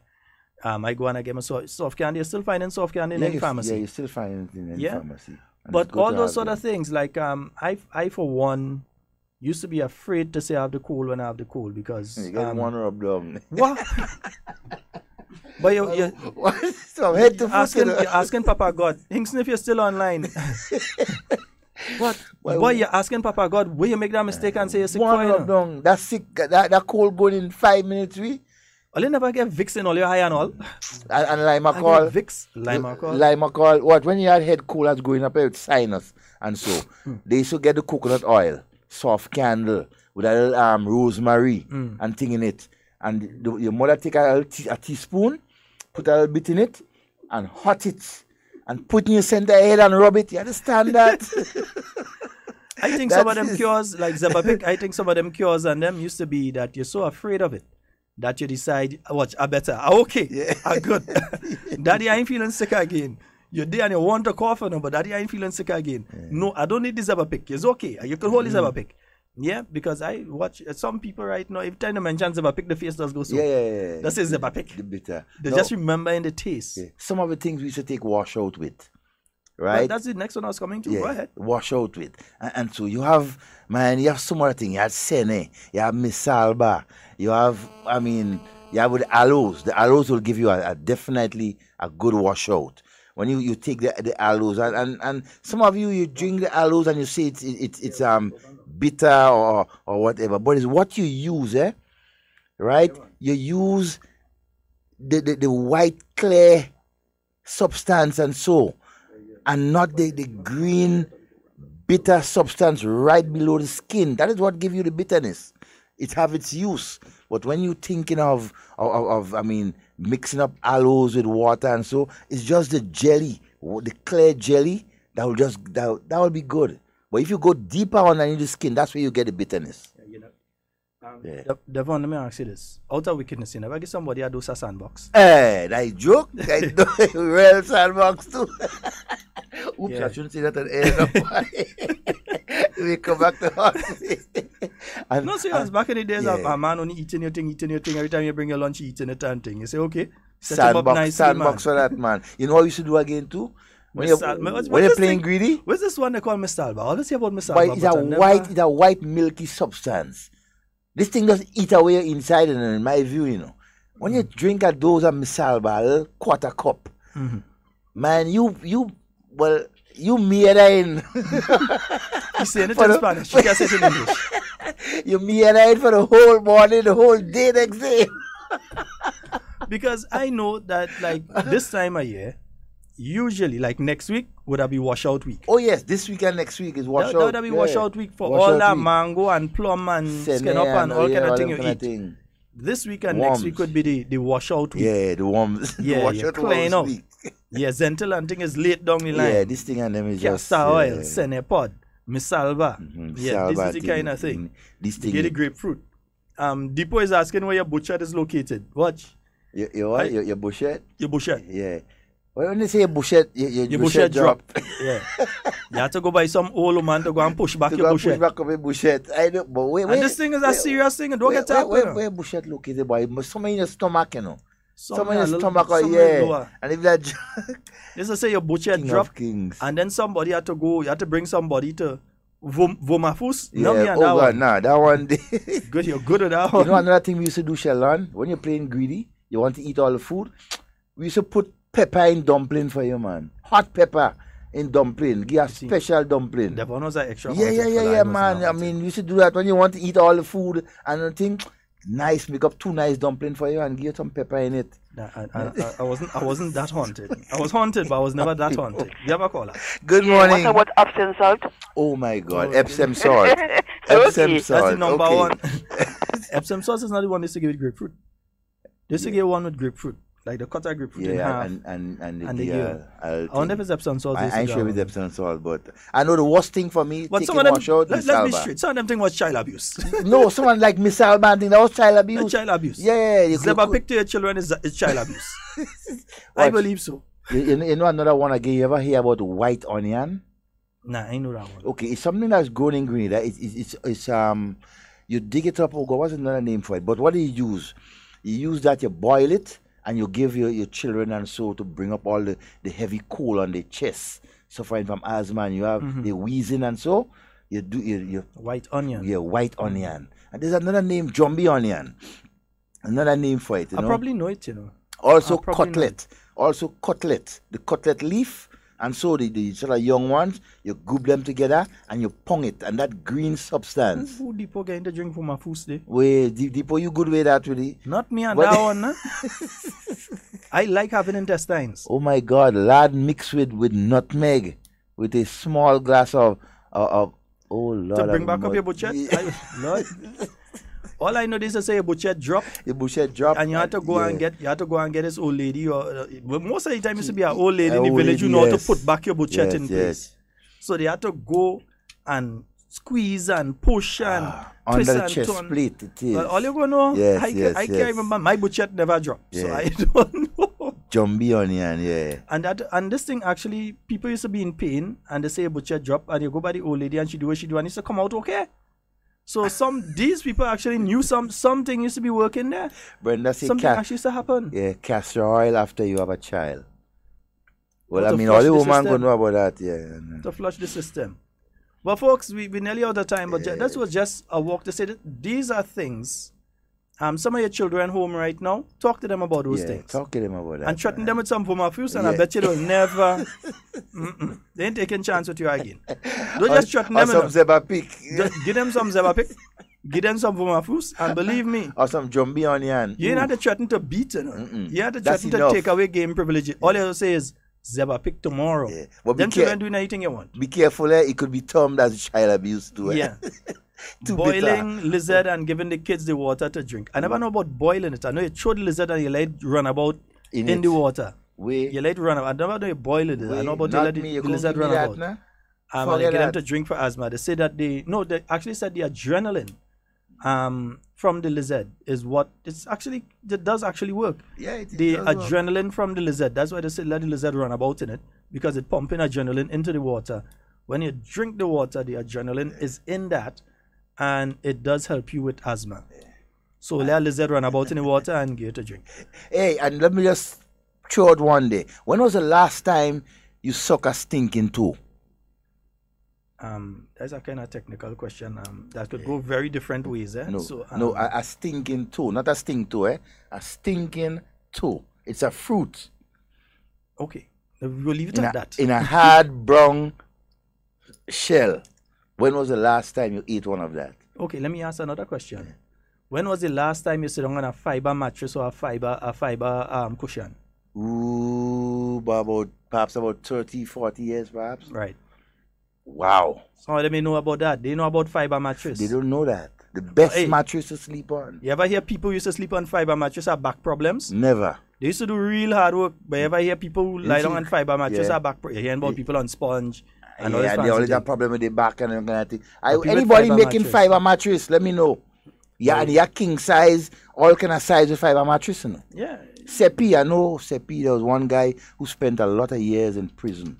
Master that art, making not just mattress, right, but making the brooms. Didn't they used to make that at the prisons? Yeah, well, that's the same guy, Septimus. He was one of the, longest serving prisoner there at one time. He went in prison around 1976. And so, but, the mattresses and so with fiber, no, you young people have so much problem with your back. The soft sponge, when you lie down on it for a good 2 months, you just go straight in. And let me say something. In the Caribbean, we do not need Viagra because we've always had Bobandy. Folks, always had Bobandy. That's all the time we have for today. It's been wonderful being here with you. Now we're going to run that the Prime Minister's address once again. We're going to run the Prime Minister's address once again. But for all of you, wherever you are, Wade may be laughing. He head off up in Brooklyn. Yeah, for all of you, wherever you are, we need to say a special, glorious Grenadian good afternoon to you and hope that you have a wonderful day today. And whatever you say, whatever you do, do it safe and secure. We want to be speaking to and with you. And not about you. Yes, indeed. We love each and every one of you. And we go continue to talk. Don't worry. Scorpion and Mountain Dew.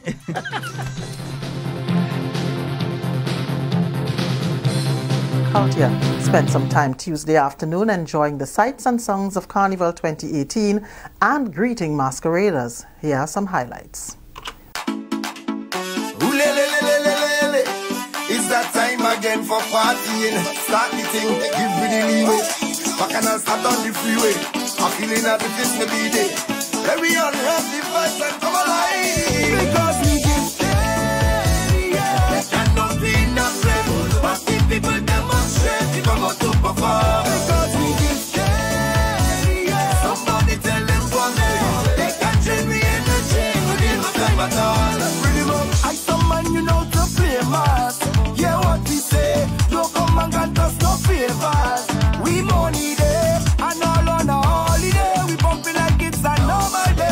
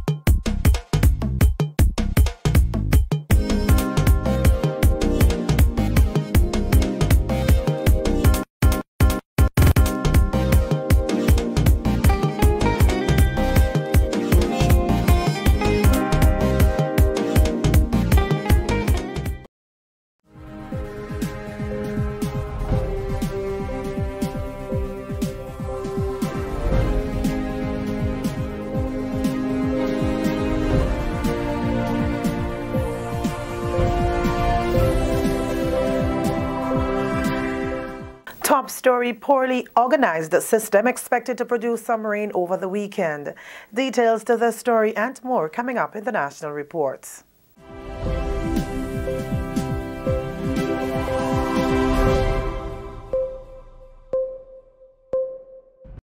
Welcome back with the National Report for today, Friday, August 17th, 2018.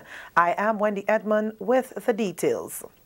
Officials from the Met Office and the NADMA say a poorly organized system, which has been given a 10% chance of development, could produce some moderate to heavy showers Friday night into Saturday. While the system is disorganized, Met forecaster Ms. Tricia Miller says there is still need for all to be cautious. Right now we have a warning, a flood warning, but it's only for a low chance of flooding in areas so prone.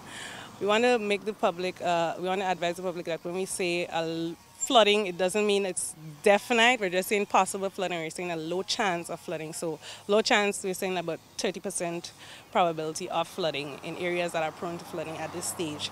However, we're advising people to continue to monitor the outlooks that we put out, we send out to you, well, you send them out, so that any development of the system or any further downgrade of the system, they will be aware, so that they're always up to date with the information. Meanwhile, Acting National Disaster Coordinator Sylvan McIntyre is warning against complacency, especially since many felt they were not adequately informed when heavy rains caused flooding and mudslides about 2 weeks ago. Because of the torrential rains which we had over the last couple of days, with the weather systems approaching us, it is likely to exacerbate the condition. I speak specifically to areas that might be prone to landslides and areas that might be prone to flooding. This is likely to happen because the soil is already oversaturated. And with winds and water, this could create a condition that can become uncomfortable. TAMCC student Jason Phillip has topped the list in the Unit 2 CAPE exams for 2018. Jason secured 6 subject passes with grade 1s in applied mathematics, chemistry, physics, pure mathematics, and Caribbean studies, and the grade 2 in accounting. The other top students in Unit 2 CAPE are Tamara Bob, Toya Amade, Sydney Walker, and Trevon St. Bernard. The 5 top students in Unit 1 CAPE are Kiana Slocum, Joshua Francis, Tariq Raybon, Irene Williams, and Jade Filbert, while the top Unit 1 CAPE student in Carriacou is Rita Noel. TAMCC says in 2018 there was an overall pass rate of 83.25%, while there was an overall pass rate of 86.15% in 2017.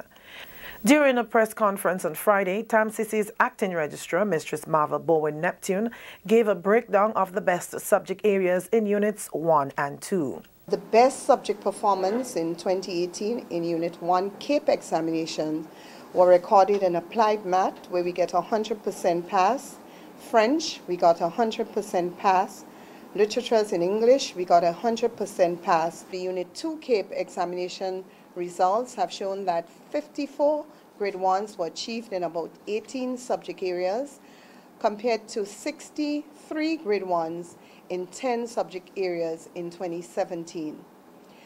We had grade 1s again in a number of subject areas such as accounting, applied maths, art design, bio, chem, but we got 100% passes in the CAPE Unit 2 2018 examinations in the subjects of applied mathematics, art and design, entrepreneurship, French, law, literatures in English, sociology, and Spanish.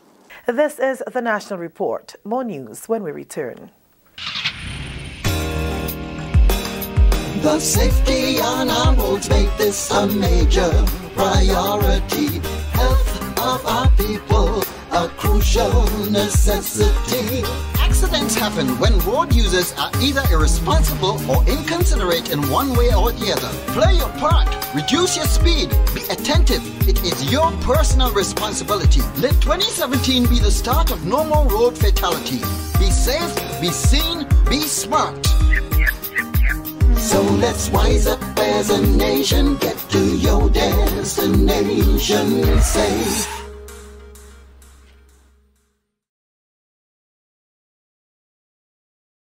Welcome back. The Royal Grenada Police Force boasts of the successful execution of its operational plan for the 2018 Spice Mass season. During its post-carnival press conference on Friday, ACP Jesmond Prince attributed the peacefulness of the season to the zero-tolerance approach to the offensive weapons by the force. ACP Prince said no major crimes have been reported. However, 58 minor accidents were recorded, 4 of which resulted in injuries. He added that although comparative figures are currently unavailable on the number of weapons seized during the carnival, 6 individuals were convicted in St. Andrew, with others awaiting trial. We still have work to do in sharpening our person-to-person relationship skills, but we are getting there. As an organization, we feel pleased that we have served our country well for the period, notwithstanding our limitations and constraints in certain areas.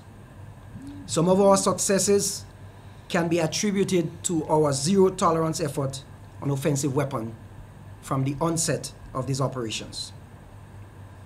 From the launch of our operation on July 16th, a number of offensive weapons were seized and a number of persons were arrested and charged. To date, we can say that we have had 6 persons convicted at the Grenville Magistrate Court and sentenced to imprisonment for 3 months each, while there are many others awaiting trial in the Southern and Western Magisterial District. Superintendent Earl Dunbar, officer in charge of the Criminal Investigation Department, says of the 16 complaints that were received for the season, the department is pleased there is a decrease in property crimes. Carnival this year was somewhat more peaceful than last year in terms of the number of complaints we have received during the period the 10th of August to the 14th. Overall, we have received 16 complaints, ranging from different offenses, stealing, causing harm, damage to property, housebreaking, and stealing, etc. Of course, property crime has been our major concern, but with this carnival, we have seen the complaints coming from property crime was very, very, very low. Very, very low. And we are very, very happy about that.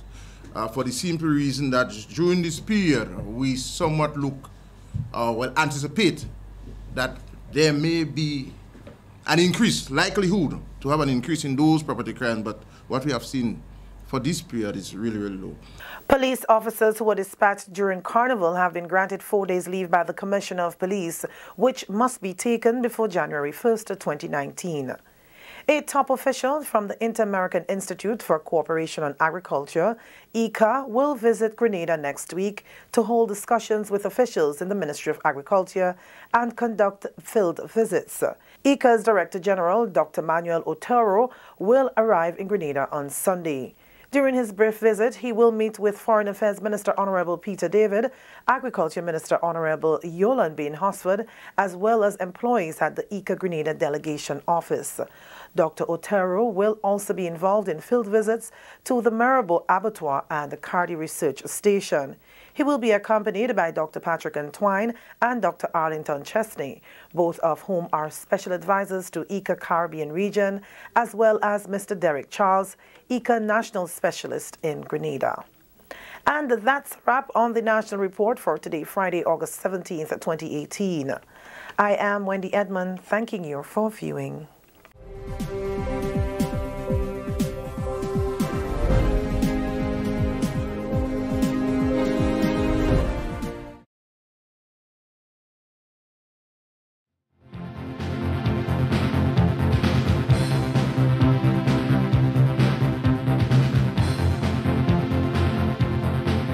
The following is a post-carnival message by Prime Minister of Grenada, Carriacou and P.T. Martinique, Dr. the Right Honorable Keith Mitchell. Fellow Grenadians, it is with a deep sense of satisfaction that I address you this evening, just days after our Carnival celebrations. Carnival 2018 was a definite success.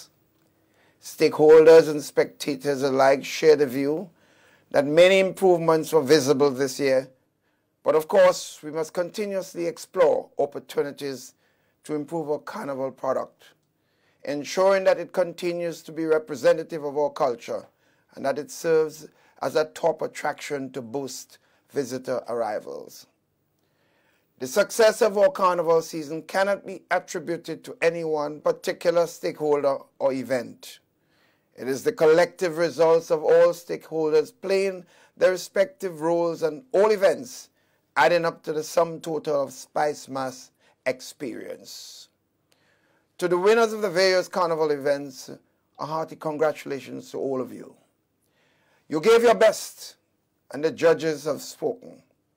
From Soca Monarch to the Marshgra, from Queen Shore to Panorama, from Juve to the Parade of the Bands and Monday Night Mass. The mere fact that you participated means that you have played an invaluable role in showcasing what Grenada's Carnival is all about and keeping our culture alive. Sisters and brothers, thousands of visitors flocked to our shores for the festive season. The actual data will show that there was an increase in stay-over arrivals when compared to the same period last year. Our carnival product provides an invaluable way to market Grenada, encouraging visitors not just for the carnival season, but year-round. We therefore must continue to provide a unique experience. Immigration officers are the first point of contact for persons arriving in Grenada, and from all reports, they are the true Grenadian ambassadors of Grenadian hospitality. Immigration officers must also create, and did create, a fine balance between upholding the law and being welcoming to returning nationals and visitors. I must therefore commend for the excellent manner in which they executed their duties. The efficiency they demonstrate in the line of duty must be replicated across the public service. Carnival reached its crescendo over the last few days, and I must acknowledge the role of the Royal Grenada Police Force in maintaining law and order. I therefore commend the Acting Police Commissioner Edwin Martin for his leadership and the entire rank and file of the RGPF, for effectively policing all the major shows and keeping it incident-free as much as possible. The police recorded no major incidents during the culminating of days of Carnival, and that speaks volumes. Violence has no place in our festivities, and we must maintain a no-tolerance approach to crime.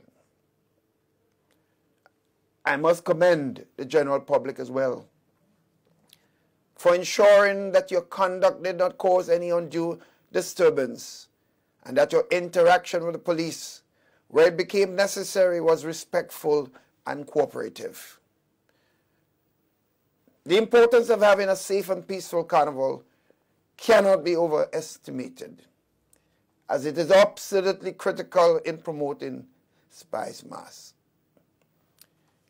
In a very astute song some years ago, one of our veteran Calypsonian, the Black Wizards, sang, and it says, "When the carnival is over, we still need a brighter day." Government is quite cognizant of this reality and is well poised to ensure that we realize a brighter day for all of Grenada, Carriacou, and Petit Martinique. Our immediate focus is preparing the 2019 budget. The annual budget retreat was held on the 31st of July, weeks earlier than usual to kickstart preparations. Soon, the Ministry of Finance will begin a series of stakeholder engagements to ensure that the budget put forward is sufficiently reflective of all sectors. Government is particularly committed to youth development and empowerment and will initiate a special engagement with all of them. An innovation this year would be the presentation of the government's medium-term agenda to external stakeholders. Again, this illustrates our ongoing commitment to transparency and the principles of good governance. As preparations continue for the budget, it is important to take stock of where we are economically. Our media economic review and estimated 2018 performance compiled by the Ministry of Finance shows that the Grenada economy will continue on along a positive trajectory. The projected growth is 3.5%, but it could very well exceed that based on the figures we already seen so far this year. Construction, for example, has recorded growth of 42.6% in the first quarter, and in tourism, stay-over arrivals increased by 10.7%. In agriculture, nutmeg production increased by 7.1% in the first quarter, while cocoa production increased by 17.3%. There are several other positive indicators of growth, and government will continue to ensure that Grenada maintains and further solidifies the gains made during our homegrown structural adjustment program. Sisters and brothers, in just a few weeks, students will be returning to the classroom for the start of the new academic year. What better way to start than with the encouraging news that Grenada outperformed many of the Caribbean neighbors in 23 out of the 30 areas in the 2018 CXC examinations. Chemistry, physics, and biology are highlighted as three of the areas in which we outdid many in the region. It is quite heartening that the pass rate for students sitting the examination this year increased to 70.5%, up from 67.36% in 2017. It is also encouraging to see students all over the tri-island state at both public and private educational institutions performing well. Congratulations to all students, their teachers and principals, parents, education officials, and other stakeholders for the collaborative effort it would have taken to achieve such successes. We applaud you, but at the same time encourage you to keep striving for even greater success. The CXC results show that non-traditional subjects such as industrial technology, both mechanical and electrical as well as technical drawing, recorded either perfect or very high pass rates. This is certainly quite commendable, particularly as government provides more skills training opportunities for young people. Promoting youth development as part of government's overall agenda continues to be an area of significant focus and an imperative one as we seek to secure the future of this nation. Our investment in youth is also evident through the school books program. This year, government invested the sizable sum of $2.6 million into the purchase of new books. These books have arrived on the island and distribution will begin shortly. The onus is on the students who benefit from this program, their parents and teachers, to help protect this investment and ensure that in subsequent academic years, other students can similarly benefit from the use of these books. Sisters and brothers, this is an era of renewed hope and invigoration. We have a growing economy and increasing opportunities. As a people, we must continue to be disciplined and industrious, strengthening this foundation both for ourselves and future generations. Challenges are inevitable, but not insurmountable. We are working diligently to further advance the issue of pension reform.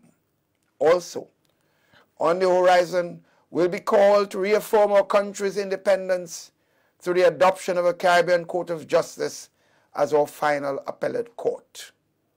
These and other matters require our collective action. Let us therefore remain united, standing resolutely together as we shape this ongoing revitalization of Grenada, Carriacou, and Petite Martinique. I thank you.